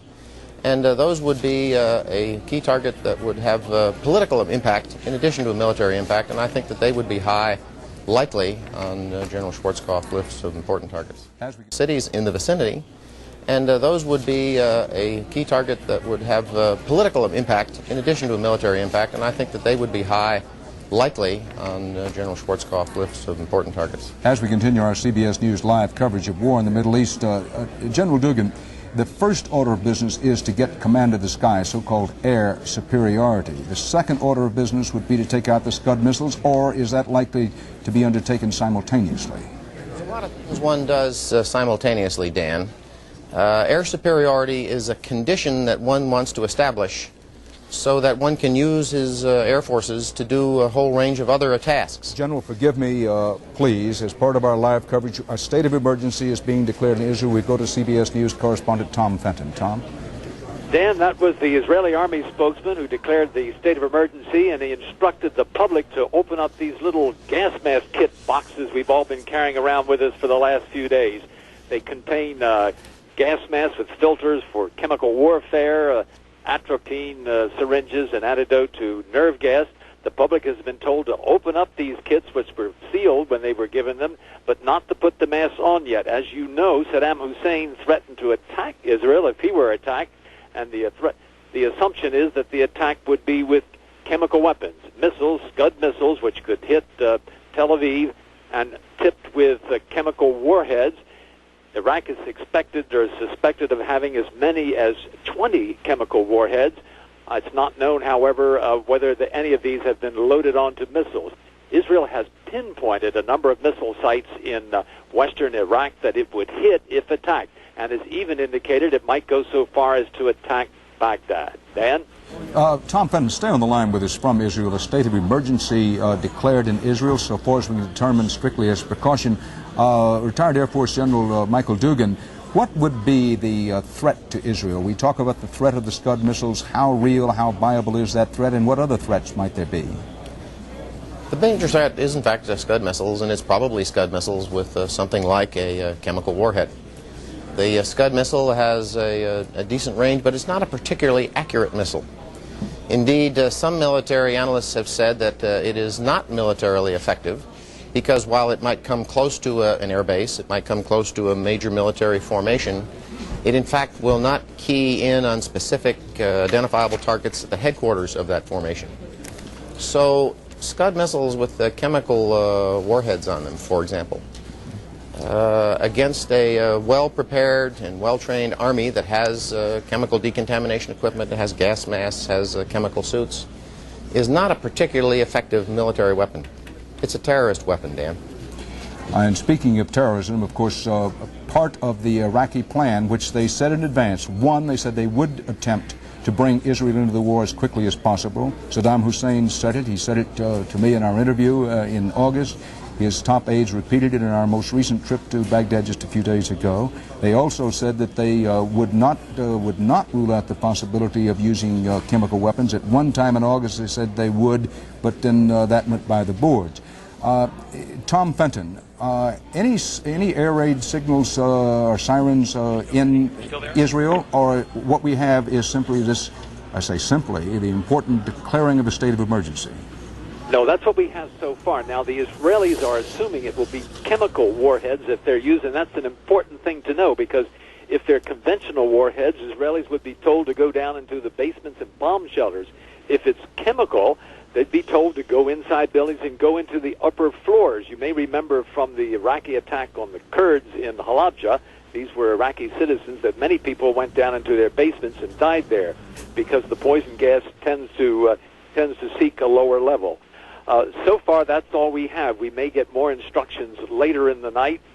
We may also hear more about what, if anything, the Israeli Air Force is going to do. At the moment, all we know is that the Israelis have promised the United States they would not stage a preemptive attack. A war is now underway. Whether the Israelis would take some action now is simply an open question. Dan? Tom, General Dugan, and before I come to you again, General Dugan, for those of you who are joining our broadcast now, let us pause for a second and say this is part of what will be our continuing CBS News coverage of war in and around the Persian Gulf. So far as can be determined in the early stages, we're in the first three and a half hours of the war. It is an air war. General Michael Dugan was until very recently the United States Air Force top military officer. You may recall that he was relieved of his command and he left the service because it was alleged that he spoke too candidly about the kind of rolling air thunder the United States could muster against Iraq if it became necessary. Now, General Dugan is now a CBS News consultant. You'll be seeing him exclusively as part of our coverage. Retired U.S. Marine General George Christ, who has been helping us right along here for a few months, at one time, not too long ago, commanded all U.S. forces in and around the Persian Gulf. It is one of the ranking military authorities on the Iraq-Iran war, on Iraq's capability, and on U.S. military capability. A reminder that the President of the United States will be addressing the American people and the world on the subject of war in the Middle East, a war that is now underway at 9 o'clock Eastern Time. We'll be here, of course, to cover that with you live. Now, General Dugan, thanks for being patient with us here. We were talking earlier that you thought that in terms of offensive or strike-back capability, which the Iraqis seemed bound to try, if indeed they aren't trying, the Scud missile was number one. In terms of piloted aircraft, their best aircraft is the French-made Mirage? That's their best air-to-air airplane. In terms of strike capabilities, Dan, their best airplane is probably the Su-24.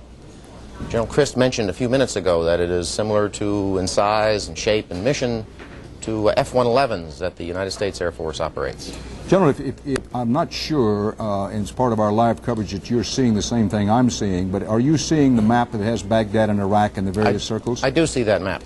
Let's talk for just quickly now. We're talking about Iraq's capabilities. First, reading upper left around, the Al Hussein missile, which is capable of reaching in that outer perimeter area. What is that missile? What is it designed to do?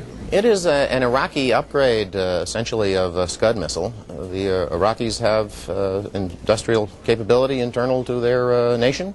They have some engineering capability in terms of design, and it is a land attack missile, surface-to-surface missile that carries typically a conventional general purpose warhead that would go against a mix of targets. And if the Iraqis were firing missiles at Dhahran or Riyadh, would it be safe to believe that possibly it would be one of those kind of missiles, the Al Hussein or Scud?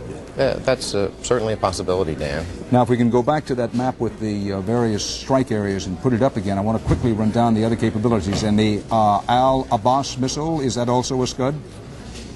Again, it's an upgrade of a Scud. It's a conversion of a Scud. It follows along the similar kinds of lines and forms and size and shape.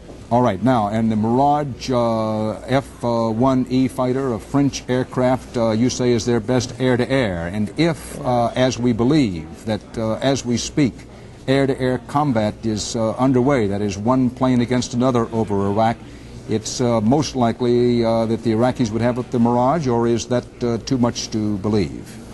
No, one should expect that the Mirages would be up, and if you were disappointed and wrong, if you were wrong, you wouldn't be disappointed. But the Mirages are probably their most capable fighters in some regards because of the training given to the Mirage pilots. The Mirage pilots were trained by the French when they sold the equipment to Iraq, and they were trained in much more flexible tactics than is typical of the general Iraqi pilot brigade that was trained largely following Soviet tactics.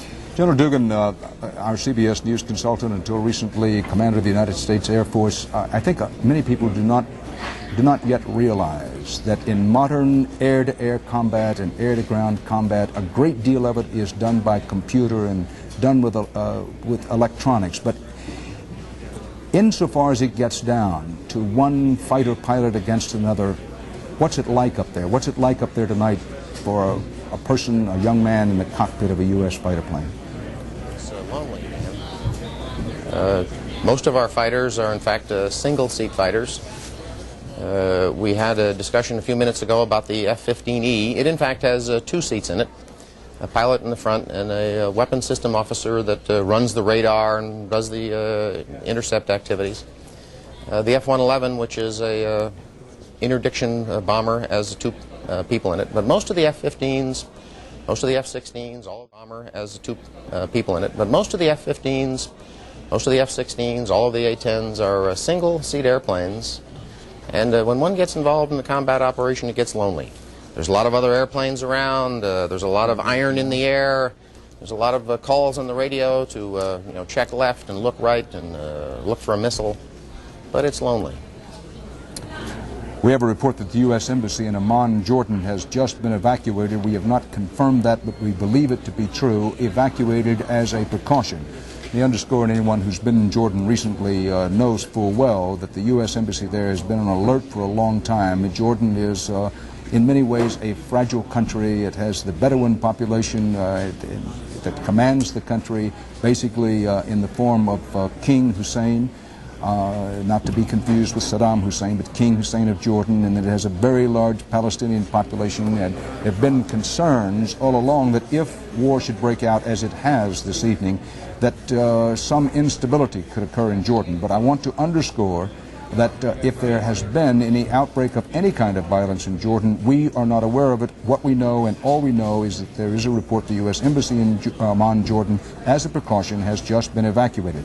David Martin is at the Pentagon. David, the war that has started in and around the Persian Gulf is only the beginning. It's what Churchill calls this avalanche of fire and steel from the air. Where is it likely to go from here? Well, it's going to go inevitably toward a ground offensive, which is designed to literally push the Iraqi army out of Kuwait. Now, the real question here is, will the Iraqi army, will the Iraqi military continue to fight under the kind of air bombardment that's going on now? And of course, as of yet, we do not know how successful this air bombardment is. This, again, is just the first wave, and what we're seeing is such a small fraction of what was put together. For instance, the report that 20 F-15Es have left from that base in central Saudi Arabia. Well, we haven't heard anything about the stealth fighter, but there were, I think, 40 stealth fighters in country. We haven't heard anything about the F-111, which was the bomber used to attack Libya back in 1986. That is also in country and is capable of flying low and fast at night. That is also part of the strike package that has been put together. We haven't heard anything about planes launched from aircraft carriers, but those too were part of the strikes that were being put together that will attempt to integrate both the Air Force and the Navy fighters. Now, not everything is going to go at once, because the plan here was to to make it virtually around-the-clock, non-stop air assault on Iraq and its military. And we just do not know how successful it is. For instance, one of the prime targets in this early phase is going to be the command and control centers, the bunkers from which Saddam Hussein might be attempting to direct his own forces in response. Now, if one of those bombs hits the right bunker and gets Saddam Hussein, perhaps we could have an early end to this war. But obviously the military can't plan on that. They've got to plan on this ground offensive. And I think the next question, after you answer how successful the air raids that are going on now, how successful they are, the next question is how long are they going to continue before the commander in the field, in this case General Norman Schwarzkopf in Riyadh, decides that the Iraqi military in Kuwait has been pulverized to the point that you can attempt a ground offensive. We don't know when that's going to be, but there is a lot more in the pipeline targeted at those troops in Kuwait. For instance, B-52s. I think B-52s, which carry up to 50 bombs, will not be used until all the air defenses are out of there, but they too are in this plan. David, stay with us here if you will. Oil prices shot up $3 per barrel in cash trading behind closed doors tonight here in New York. That's as war with Iraq began. Keep in mind that the market itself had closed. We're talking about cash transactions behind closed doors, oil shooting up $3 a barrel. We're also going to go fairly soon to Norfolk, Virginia, and get the mood there and at some other military-centered communities around the country. We are monitoring moment by moment the air war which has begun in Iraq, in Kuwait, with the United States forces tonight on the attack. We're awaiting President Bush's address to the nation at 9 o'clock. Our last report was that there were flashes of light in the distance around Baghdad. Then the flashes of light seemed to subside. No one knew whether those flashes of light were actually connected to air raids or anti-aircraft fire from the Iraqis. All we know, what we knew, and was that there were flashes of light in the distance. Our last report was they had subsided somewhat. The U.S. military has confirmed, has officially announced, that F-15E Eagle fighter bombers took off from air bases in central Saudi Arabia to run attacks in Iraq, and then later Marlin Fitzwater at the White House, so in his statement, which was short, blunt, to the point, made it clear that the attack was also taking place in Kuwait. So far, air war. If there's any combat on the ground, we're not aware of it, and we believe we would be. How long these airstrikes last, to what extent they're being conducted, is one of the mysteries at the moment as the fog of war begins to descend on Iraq, Kuwait, Saudi Arabia, the Persian Gulf, and that whole area. It may be worth emphasizing that in the run-up to the war, in the build-up to the war, the chairman of the U.S. military Joint Chiefs, Army General Colin Powell, time after time made it clear to the Iraqis that once the war started, that if he had anything to say about it, and he figured he'd have a lot, it would not be a case of start-stop. It would be the full force of the United States military. So what David Martin was saying a moment ago may be worth pondering, that we have the first cutting edge of the U.S. military wedge, but there's plenty to come from behind that if the original plan as outlined by General Colin Powell stays. Now, the hope has been and is certainly the prayerful hope at this hour that the combat may be short, but once war begins, no one can be certain of that. We do not yet know what the Iraqi response has been. There have been those air raid signals in Dhahran and Riyadh, but we're not sure. We certainly have no empirical evidence that attack is underway. But let's go to Bob Simon in Dhahran. Bob, I gather you're out of the air raid shelters at the moment. Was there an attack? There was no attack, Dan. It was called a national alert, a national warning. Everyone in the hotel was ordered down into the shelters. Everyone was ordered to put their gas masks on. The American Joint Information Bureau here, the military people who should be keeping us informed on what's going on, were also down in the shelter, walking around in full combat gear with their gas masks. There was a British retired officer who's in charge of of chemical warfare here, who was hustling everybody into their masks and warning that there could be an attack. There was no attack. We've been out here for a while trying to get to New York. It's been fairly lonely. There's been very little traffic on the roads. A while ago, the steady stream of F-15s that had been taking off from here stopped. We understand that just moments ago, the all clear sounded, and life will shortly, presumably, be returning back to normal as a place can be that is packed with journalists and military people. Bob, have the wave after wave, has the wave after wave of aircraft taking off from Dhahran subsided any? Yes, there's been nothing taking off for the last 20 minutes that we've been out here. In fact, what was the hectic activity of an hour ago has been replaced by what I can only describe as a somewhat eerie silence. Just as the air raid siren was going off, there was an enormous amount of what looked like emergency road traffic. There were a lot of flashing red lights and a lot of sirens. There were some kinds of security vehicles and ambulances, I believe. Then that stopped. Now everything has stopped, and people are coming out of the shelters now. This alert, whatever it was, is over. We were afraid, frankly, from the beginning that the Saudis, who are in charge of security here, would be rather fast to push the panic button, and I'm afraid that's what happened this time, or it might just have been an exercise, in which case it might have been warranted, to make sure that they had their system running. The personnel in the hotel were walking around the corridors in miners' hats and then flashlights and checking on everyone's room to make sure that nobody was in their room, nobody was in the restaurant, and everybody was ordered down to the shelters. Thank you very much, Bob Simon in Dhahran, where the air raid everybody was ordered down to the shelters.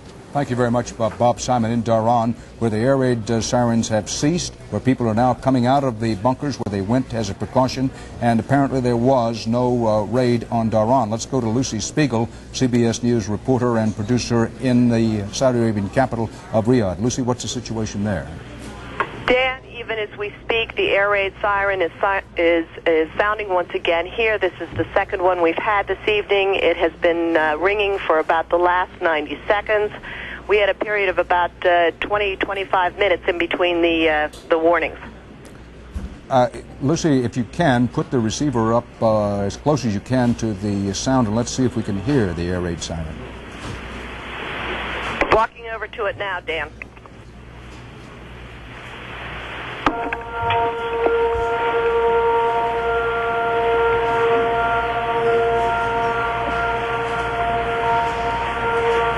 In the old city of caravans and desert people, Riyadh, now a modern capital of Saudi Arabia, live from Riyadh, the sound of air raid sirens tonight as war is underway in the Middle East. Marlin Fitzwater at the White House a short while ago said that, quote, the liberation of Kuwait, unquote, is underway. What has been called Desert Shield is now, in Fitzwater's term, the U.S. official military term for the offensive against Iraq. The siege of Iraq and Kuwait is now called Operation Desert Storm. The President of the United States is scheduled to speak to the nation about an hour from now. A squadron of F-15E U.S. fighter bombers took off from central Saudi Arabia, headed north. And according to an official U.S. military spokesman, they were headed to make strikes against Iraq and or Kuwait. Continuing reports of cruise-type missiles being fired, we believe, from ships in the area at targets in Iraq and or Kuwait. Reports of gunfire around Baghdad, none in Baghdad itself. Those early reports now are that the gunfire in and around Baghdad, at our last contact with Baghdad, that they expect that to happen in the opening hours, and I think that this president and what we've learned here in the last couple of days, they didn't want to kill tens of thousands of Iraqi soldiers if they could decapitate the leadership of the country, which is the primary goal. Fred, is this an all-American Air Force, or are there British planes up there as well, and what about the Saudi fighters? We are told that there are 200 to 300 Saudi fighters who had targets, sorties that they would have to go after. We are told that the British were also involved in the initial air attack. We do not know about the French, but we were told earlier in this week, when all was said and done, the French would fight. but we're going to have to wait and see on that. I would expect, Tom, that we're not going to hear in the 9:30 briefing from Secretary Cheney and Chairman of the Joint Chiefs, Colin Powell. We will not hear a great many details because, quite frankly, they're running this war from Riyadh, and a lot of details are not going to come this way, at least for the next 24 hours, and certainly will not be released to the public. All right, there are additional reports now coming out, Fred, that there is heavy bombing going on in and around Baghdad. So it is the massive attack that you have described for us. Colonel Harry Summers in Washington, D.C. has been consulting for NBC recently. He is a military affairs expert. Does this all add up for you, Colonel Summers? Well, he may have stepped away to make some telephone calls to find out what is going on. Colonel Summers, you heard Fred Francis? I did, sure did. And as your earlier question, I think it's really coming down to the plan that we've discussed earlier and pretty much right down for the scenario that everybody's been talking about. All out. Get as much damage done as you possibly can. Go on for maybe a couple of days. Exactly so. It's command and control facilities, establish air control, which is essential for everything that follows. I think it's just going right down the list. All right, Colonel Summers, we're going to go to Saudi Arabia right now. NBC's Mike Betcher is on the Air Force from there. Mike, what do you have? Well, we understand from a colonel in the Saudi Joint Information Bureau here at the hotel that there has been no retaliation in Saudi Arabia by Iraq. No missiles have struck Saudi territory. No planes have made it across the border from Kuwait to here. So far as we know, so far as this colonel has told us, there has been no retaliation inside Saudi Arabia yet. And what about the success of the attacks within Kuwait and Iraq? Can he give you any judgment on that? We're trying to get that now. I have nothing on that yet. Okay, we're going to go to Martin Fletcher in Israel. The last time we talked to him, Martin said there was an advisory to keep your gas mask at the ready. Any additional or higher order of alert in that country? No higher order of alert, Tom, but we did find out that President Bush did call Prime Minister Shamir early this evening to warn him of the American attack on Iraq. And it was a result of that. Shamir went on television to warn Israelis, not that the attack would happen, of course, to give the game away, but to tell them, to reassure them that Israel was in a perfect state of readiness and could repel any Iraqi attack if it came. Since then, there's been a state of emergency declared in Israel. People have been advised to stay in their homes. Only essential personnel should be out in the streets. Of course, that's not very difficult. Right now, it's 2 o'clock in the morning here. But at dawn, that's about 5 hours away here in Israel. That's the time span for which Israel is preparing to see whether or not Iraqi missiles land in Israel. That's the time, 5 hours, it takes to arm Iraqi warheads in western Iraq. So if no missiles have landed by daybreak in Israel, it looks like Israel will be out of the war. And Martin Fletcher, can we assume that Israeli jet fighters have been scrambled tonight, that they have additional heavy air security underway now? Well, it's certainly a fair assumption, Tom, but I haven't heard that yet. But it's certainly the way Israelis operate. They've had pilots rotating in cockpits on the ground for about a week now. Permanently, they can scramble their planes within 30 seconds. They've had electronic observation planes and fighter planes permanently in the air. It's certainly a safe bet that they've increased the numbers of planes in the air ready to intercept Iraqi fighters or bombers. But as I say, we have no news of it yet. An army briefing is expected momentarily. Okay, we'll hear back from you after that time. Martin Fletcher, who is in Israel tonight, of course, that has been one of the many unknown factors here. It is potentially so explosive because the Iraqis promised to bomb Israel. The hope on the part of the Iraqis would be that they would be able to then drag Israel into the war.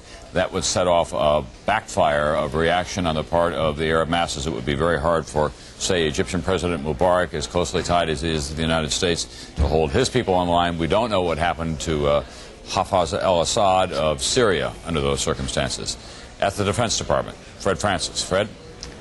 Well, Tom, NBC News correspondent Catherine Kirk has been working the halls of the Pentagon for the past hour and a half, and a senior Pentagon official has told her just recently that the prime target that this building had for many, many months and had promised Israel that they would take out those Scud missile sites in southwestern Iraq We do not know whether that has been successful, but we continue to hear from Martin Fletcher in Israel that there are no air raids, and so we presume that all of American technology and all of American targeting were focused on those missiles just across the Jordanian border in southwestern Iraq, and that was one of the prime targets.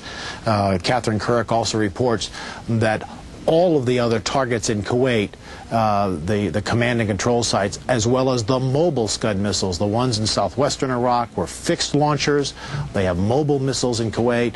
Those were also prime targets. So it does not surprise me what Michael Betcher reports, that the missiles fired, there was nothing fired into Saudi Arabia, and it does not surprise me that Saudi Arabian airspace has been violated.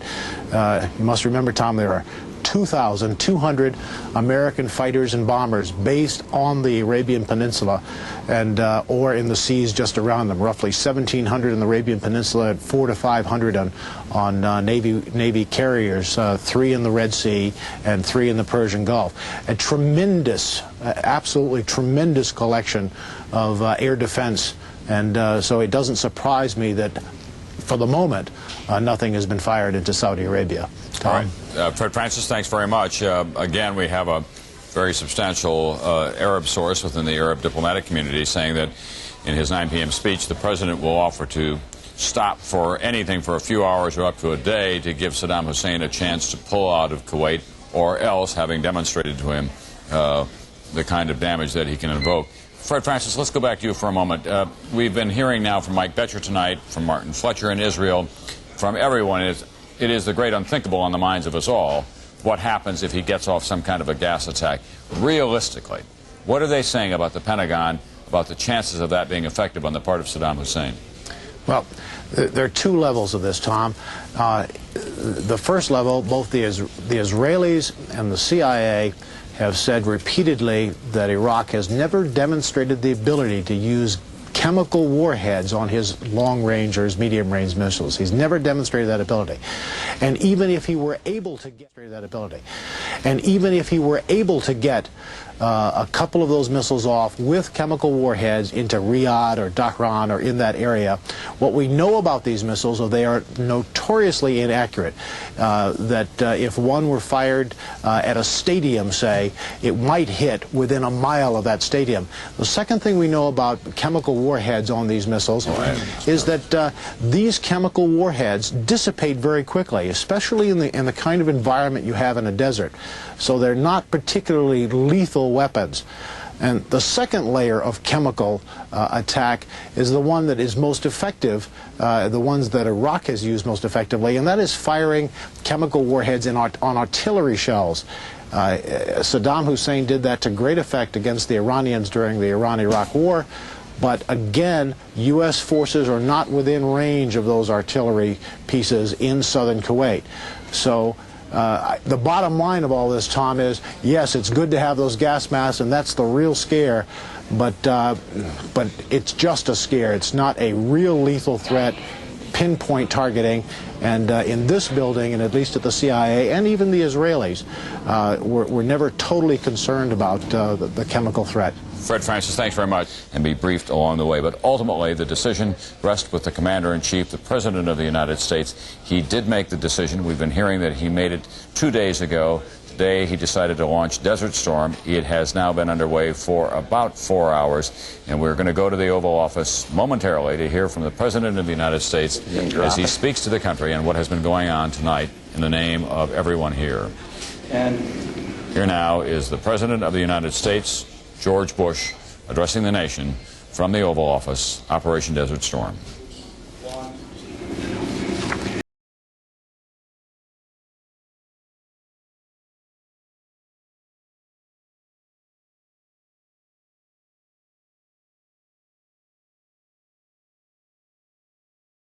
This conflict started August 2nd when the dictator of Iraq invaded a small and helpless neighbor. Kuwait, a member of the Arab League and a member of the United Nations, was crushed, its people brutalized. 5 months ago, Saddam Hussein started this cruel war against Kuwait. Tonight, the battle has been joined. This military action taken in accord with United Nations resolutions and with the consent of the United States Congress, follows months of constant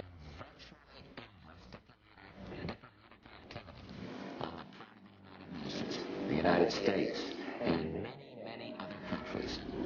Arab leaders sought what became known as an Arab solution, only to conclude that Saddam Hussein was unwilling to leave Kuwait. Others traveled to Baghdad in a variety of efforts to restore peace and justice. Our Secretary of State, James Baker, held an historic meeting in Geneva, only to be totally rebuffed. This past weekend, in a last-ditch effort, the Secretary General of the United Nations went to the Middle East with peace in his heart, his second such mission, and he came back from Baghdad with no progress at all in getting Saddam Hussein to withdraw from Kuwait. Now, the 28 countries with forces in the Gulf area have exhausted all reasonable efforts to reach a peaceful resolution, have no choice but to drive Saddam from Kuwait by force. We will not fail. As I report to you, air attacks are underway against military targets in Iraq. We are determined to knock out Saddam Hussein's nuclear bomb potential. We will also destroy his chemical weapons facilities. Much of Saddam's artillery and tanks will be destroyed. Our operations are designed to best protect the lives of all the coalition forces by targeting Saddam's vast military arsenal. Initial reports from General Schwarzkopf are that our operations are proceeding according to plan. Our objectives are clear. Saddam Hussein's forces will leave Kuwait. The legitimate government of Kuwait will be restored to its rightful place, and Kuwait will once again be free. Iraq will eventually comply with all relevant United Nations resolutions, and then, when peace is restored, it is our hope that Iraq will live as a peaceful and cooperative member of the family of nations, thus enhancing the security and stability of the Gulf. Some may ask, why act now? Why not wait? The answer is clear. The world could wait no longer. Sanctions, though having some effect, showed no signs of accomplishing their objective. Sanctions were tried for well over 5 months, and we and our allies concluded that sanctions alone would not force Saddam from Kuwait. While the world waited, Saddam Hussein systematically raped, pillaged, and plundered a tiny nation, no threat to his own. He subjected the people of Kuwait to unspeakable atrocities, and among those maimed and murdered, innocent children. While the world waited, Saddam sought to add to the chemical weapons arsenal he now possesses an infinitely more dangerous weapon of mass destruction, a nuclear weapon. And while the world waited, while the world talked peace and withdrawal, Saddam Hussein dug in and moved massive forces into Kuwait. While the world waited, while Saddam stalled, more damage was being done to the fragile economies of the Third World, the emerging democracies of Eastern Europe, to the entire world, including to our own economy. The United States, together with the United Nations, exhausted every means at our disposal to bring this crisis to a peaceful end. However, Saddam clearly felt that by stalling and threatening and defying the United Nations, he could weaken the forces arrayed against him. While the world waited, Saddam Hussein met every overture of peace with open contempt. While the world prayed for peace, Saddam prepared for war. I had hoped that when the United States Congress, in historic debate, took its resolute action, Saddam would realize he could not prevail and would move out of Kuwait in accord with the United Nations resolutions. He did not do that. Instead, he remained intransigent, certain that time was on his side. Saddam was warned over and over again to comply with the will of the United Nations, leave Kuwait or be driven out. Saddam has arrogantly rejected all warnings. Instead, he tried to make this a dispute between Iraq and the United States of America. Well, he failed. Tonight, 28 nations, countries from 5 continents, Europe and Asia, Africa and the Arab League, have forces in the Gulf area standing shoulder to shoulder against Saddam Hussein. These countries had hoped the use of force could be avoided. Regrettably, we now believe that only force will make him leave. Prior to ordering our forces into battle, I instructed our military commanders to take every necessary step to prevail as quickly as possible and with the greatest degree of protection possible for American and Allied servicemen and women. I've told the American people before that this will not be another Vietnam. And I repeat this here tonight. Our troops will have the best possible support in the entire world, and they will not be asked to fight with one hand tied behind their back. I'm hopeful that this fighting will not go on for long, and that casualties will be held to an absolute minimum. This is an historic moment. We have in this past year made great progress in ending the long era of conflict and Cold War. We have before us the opportunity to forge for ourselves and for future generations a new world order, a world where the rule of law, not the law of the jungle, governs the conduct of nations.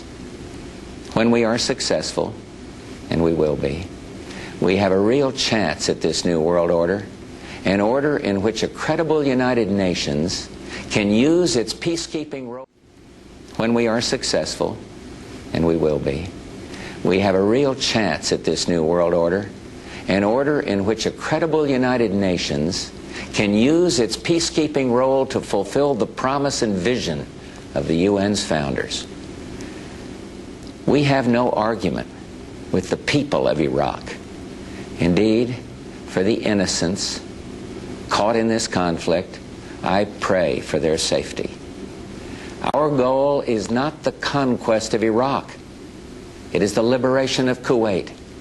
It is my hope that somehow the Iraqi people can, even now, convince their dictator that he must lay down his arms, leave Kuwait, and let Iraq itself rejoin the family of peace-loving nations. Thomas Paine wrote many years ago, "These are the times that try men's souls." Those well-known words are so very true today. But even as planes of the multinational forces attack Iraq, I prefer to think of peace, not war. I am convinced not only that we will prevail, but that out of the horror of combat will come the recognition that no nation can stand against a world united. No nation will be permitted to brutally assault its neighbor. No president can easily commit our sons and daughters to war. They are the nation's finest. Ours is an all-volunteer force, magnificently trained, highly motivated. The troops know why they're there, and listen to what they say, for they've said it better than any president or prime minister ever could. Listen to Hollywood Huddleston, Marine Lance Corporal. He says, "Let's free these people so we can go home and be free again." And he's right. The terrible crimes and tortures committed by Saddam's henchmen against the innocent people of Kuwait are an affront to mankind and a challenge to the freedom of all. Listen to one of our great officers out there, Marine Lieutenant General Walter Boomer. He said, "There are things worth fighting for. A world in which brutality and lawlessness are allowed to go unchecked isn't the kind of world we're going to want to live in. Listen to Master Sergeant J.P. Kendall of the 82nd Airborne. We're here for more than just the price of a gallon of gas. What we're doing is going to chart the future of the world for the next 100 years. It's better to deal with this guy now than 5 years from now.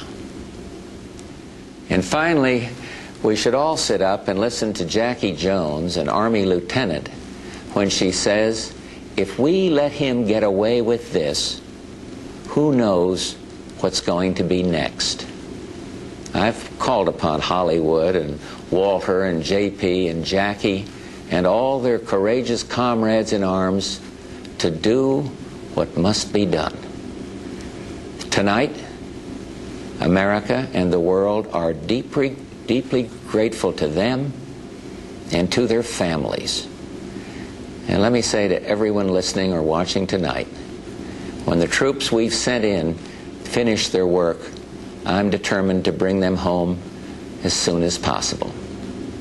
Tonight, as our forces fight, they and their families are in our prayers.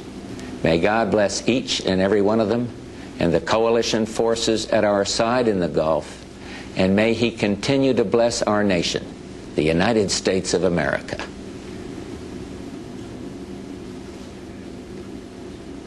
President George Bush speaking directly to the nation from the Oval Office tonight about Operation Desert Shield, now converted to Operation Desert Storm, as he described it. First of all, the military details as he shared them with us. The ground forces have not yet been engaged, but there is no indication that they won't be. The President talking about the success of American troops as they go forward in this operation. Everything has gone according to plan so far. The objectives, he said, are clear from a military and from a political point of view. Saddam Hussein must be persuaded to get out of Kuwait. He said only force now will make him leave. He has turned down every other diplomatic and political opportunity to get out of there.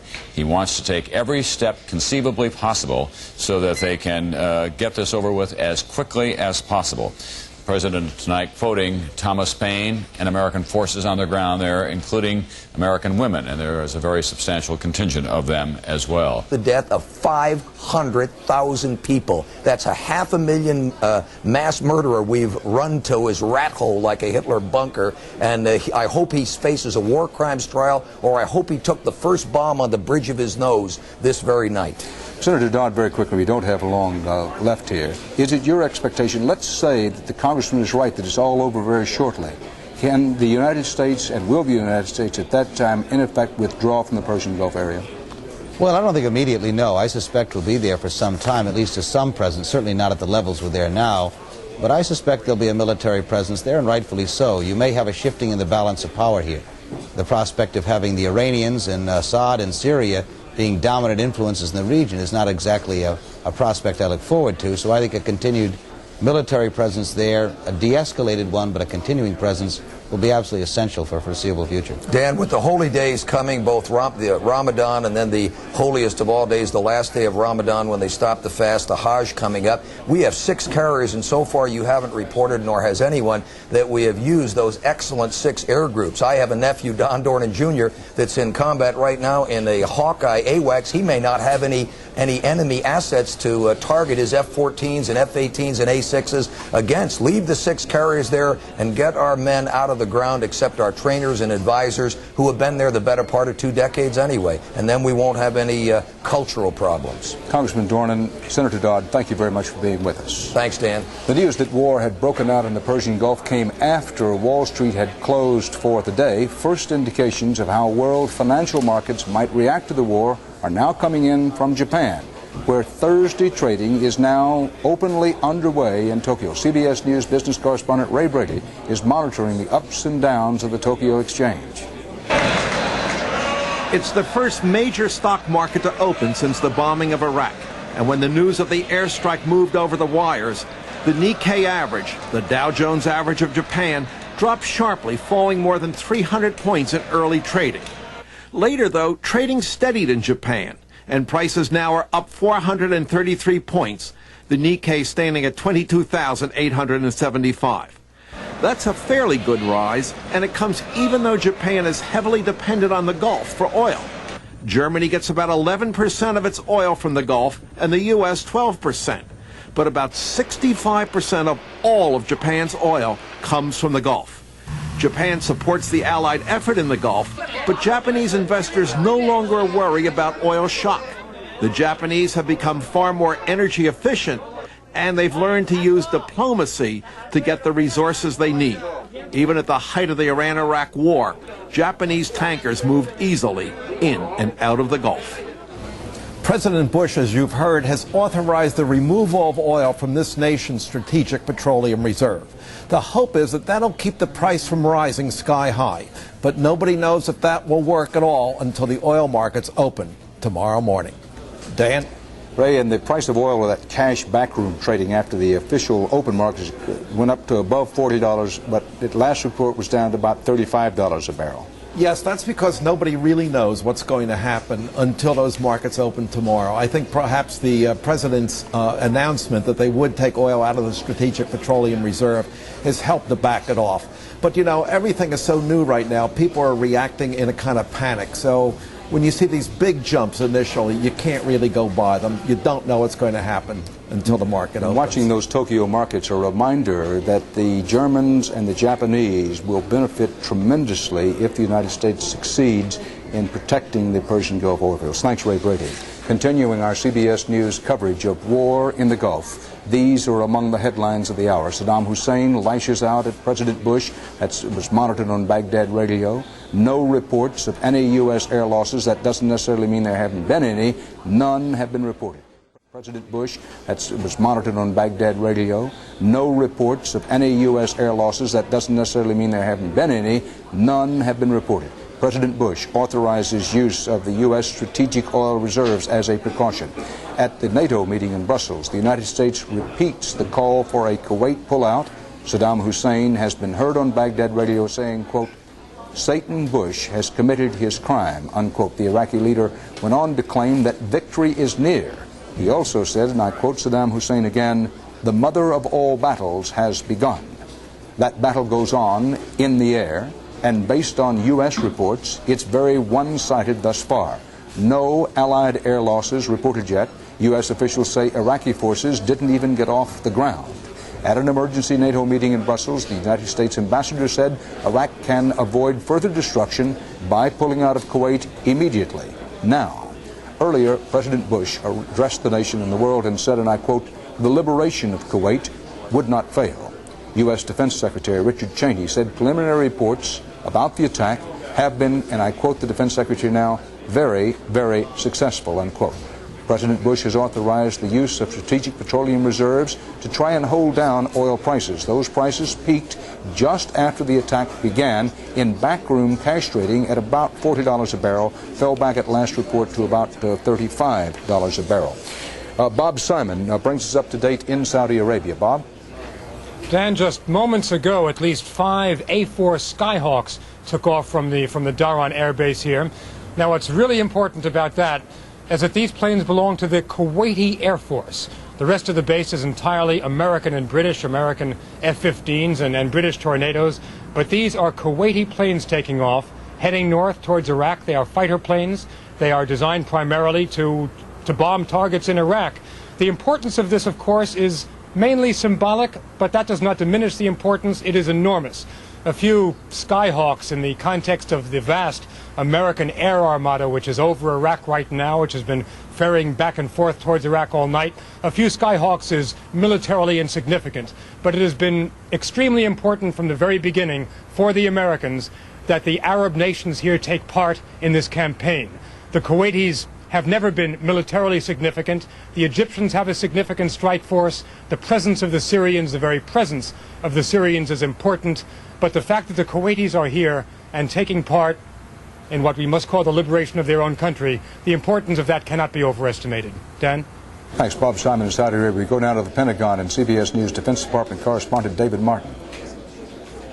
Now, what, 5 plus hours into this operation, there is still no evidence. Defense Department officials say that the Iraqis have gotten off any of their Scud missiles. And I think with each passing moment, it becomes increasingly unlikely that they are going to get off any of the Scud missiles, either at targets in Saudi Arabia or Israel. David, it was General U.S. Grant who said the art of war is simple enough. Find out where your enemy is, get at him as soon as you can, strike at him as hard as you can and as often as you can, and keep moving on. Now, we know that General Colin Powell is a close student of General Grant. Does that mean that this will be basically the Powell plan?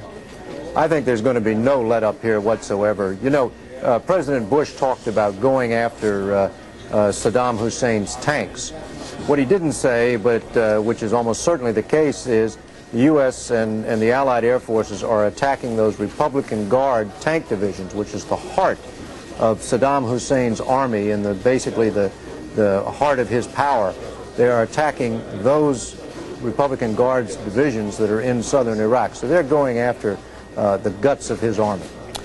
Joining us again is our CBS News senior correspondent, best anchor man of all time or ever to be, Walter Cronkite. Walter, in World War II, there was this great strategic bombing that pounded away at Germany, but Germany not only survived it, but it increased its production afterward. But Congressman Dornan, you just heard him say, says he thinks it'll all be over in 2 days max. Well, Congressman Dornan, quite obviously, is a very enthusiastic supporter of air power, and I assume that's quite justified. He obviously is a skilled pilot himself. But I worry a great deal tonight, and I think all of us must have some reservations about these terribly optimistic reports after only 6 hours of battle now. You've warned continuously tonight at every opportunity that first reports quite frequently can be wrong, and they certainly can in a confused battle situation. And also, we don't know how much censorship's being applied right now to the reports we're getting. But these reports of the great damage we have done overnight, that there has been virtually no resistance, isn't that kind of scary? I mean, how is it possible, it seems? We've had a report that the danger to Israel has been removed, that the SAMs and others targeted on Israel, the Scuds, have been removed now safely. And we've had a report that David Martin had a report that there apparently were no hits by their SAMs on our incoming aircraft. Scuds, that would be, or IHawks. Yeah, right. And that we've had a report that the palace was destroyed. All these reports, none confirmed. Right. I mean, David Martin's, I suppose, confirmed. He wouldn't report it to us that way. But certainly these other reports of destruction have not been absolutely confirmed, but they're the reports that have been pouring in. You've been reporting here so well all evening. Now that we hear that the Apache helicopters were in use today. Well, they've got a very short range. That means that they were able to get over the target effectively, right on the Kuwaiti border. That seems almost incredible that we were able to do that in the first few hours. That the elite Republican Guard has been almost destroyed. And one report that the Air Force had been decimated. Well, now, of course, it depends on whether you take the broad definition of decimation or the mathematical definition, which means 1 out of 10. If you take that definition, it means you could put it the other way around. 90% of the Iraqi Air Force survived the first attacks tonight. But going on from there, we've then run into this great mystery of why the Iraqi defenses were not up tonight. Was it just the surprise factor, for heaven's sakes, which seems almost impossible, or is Hussein playing one of his strange, crazy games, and we're going to hear more from them as these hours and days go on? Walter Cronkite, CBS News coverage of war in the Gulf continues.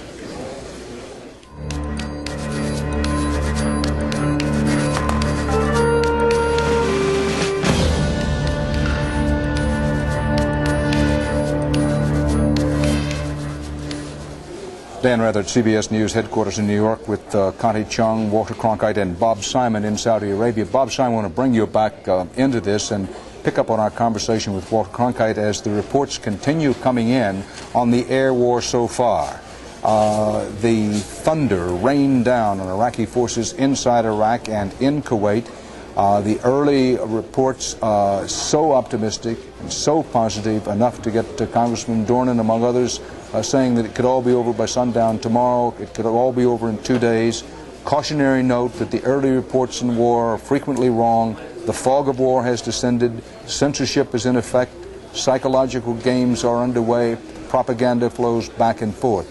But Walter, we've been talking to Bob Simon as the evening goes along about what could Saddam Hussein do to strike back. Saddam Hussein, in this radio broadcast, Baghdad Radio, maybe it was pre-recorded, is talking about yet prevailing. Terrorism is one of the things that he could resort to. Yeah. He sees the whole world as the battlefield. Yeah, that definitely is one. You have reported from Baghdad in your conversation with him, he's a terribly clever man. There's nothing dumb about Hussein. And that diabolical mind he has might just have conjured up a trap, a psychological trap for us to get us all strung out very happily with the results of our first attacks, our 12 and 24 hours of great success, although it seems hard to believe that he could hide destruction. But on the other hand, suppose in our euphoria for what's happened, we now get a really serious terrorist episode. Hundreds die somewhere. Or suppose in an all-out effort he manages to get an Ecoset missile into one of our carriers, something of that kind. The letdown, the sudden twist of our emotions is got to be kind of hard for us to take. Bob Simon, what about this? We know from our trips into Baghdad, in fact, one of the eeriest and scariest things. Kind of hard for us to take. Bob Simon, what about this? We know from our trips into Baghdad, in fact, one of the eeriest and scariest things about being in Baghdad, people such as Abu Nudal and other terrorist killers, murderers, sort of made Baghdad a center of coming and going in recent weeks and months. And Saddam Hussein does, at least hypothetically, have the capacity to strike back with any number of terrorist moves. That is, if Saddam Hussein remains in power very long, if he is still in a position to direct these terrorist groups. It doesn't take long in the Arab world for a leader to lose respect, to lose his followers. We are not in a position now to confirm things that the Pentagon has been reporting. We are not in Iraq. We don't know whether the Iraqi Air Force has been destroyed. We cannot tell whether the Republican Guards have been decimated. What we are in a position to know, Dan, what we can report now, is not so much what happened, but what has not happened, and that's terribly important. We are standing here in the largest Saudi air base in eastern Saudi Arabia, Saudi American Air Base. We know that this base has not been hit. We have talked to our colleagues at the largest American air base in all of Saudi Arabia, which is near Riyadh. We know that that air base has not been hit.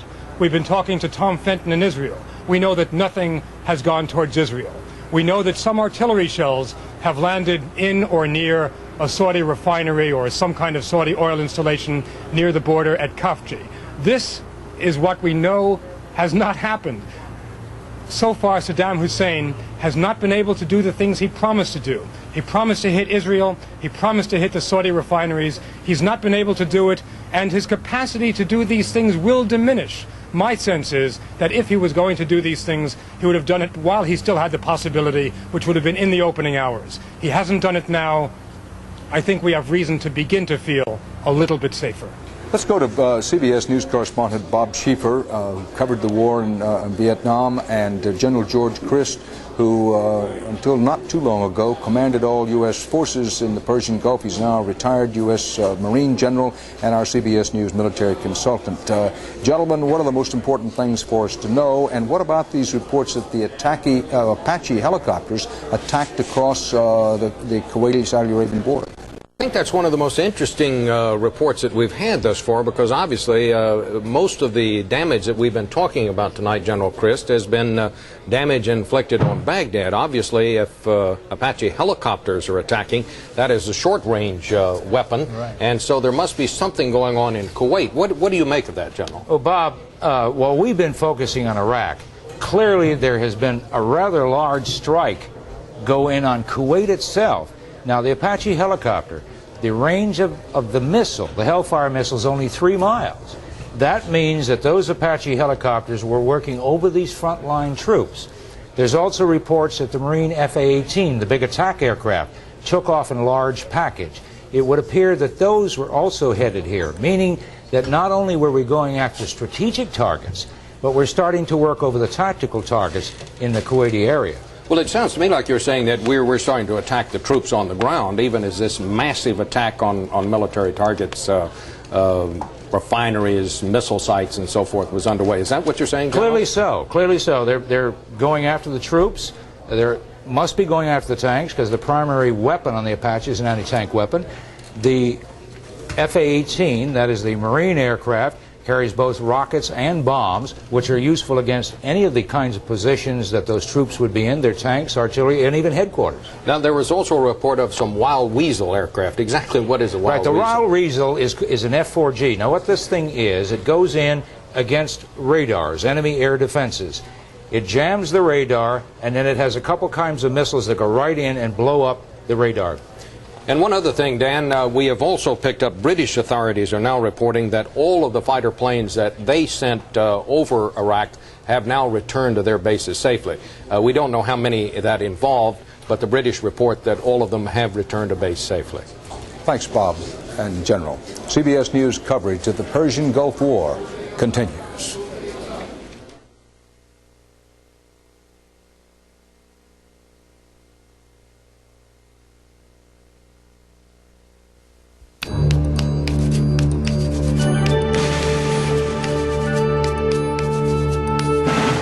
You are watching CBS News' continuing coverage of Showdown in the Gulf. From CBS News headquarters in New York, here is Dan Rather. Early reports indicate that the U.S. Air Armada, which has attacked Iraqi forces inside Iraq and inside Kuwait, the early indications are that the early raids were in the first hours of this Persian Gulf War, which may or may not last very long, have been remarkably successful. Now, those are censored reports. They are reports only from official sources. We have very few eyewitness reports, but that is the early indication. If there have been any casualties, they have not been reported. We're going to try to get up CBS News correspondent Alan Pizzi in Baghdad. Alan, are you there? Alan, go. This is Alan Pizzi in Baghdad. The streets of Baghdad are almost deserted today, only a few cars making their way around. And the acrid pall of smoke and the heavy smell of explosions and fire that hung in the air last night is dissipating in the early morning light. Last night was quite unbelievable. The first sounds we heard were approximately 2:32 local time, when there was a kind of a roaring sound. It was hard to determine whether it was firing going into the air or something going over. And then the sky all around our hotel just lit up. Anti-aircraft fire, rockets, what appeared to be SAM-7 missiles. It went on for, it's hard to say, perhaps an hour.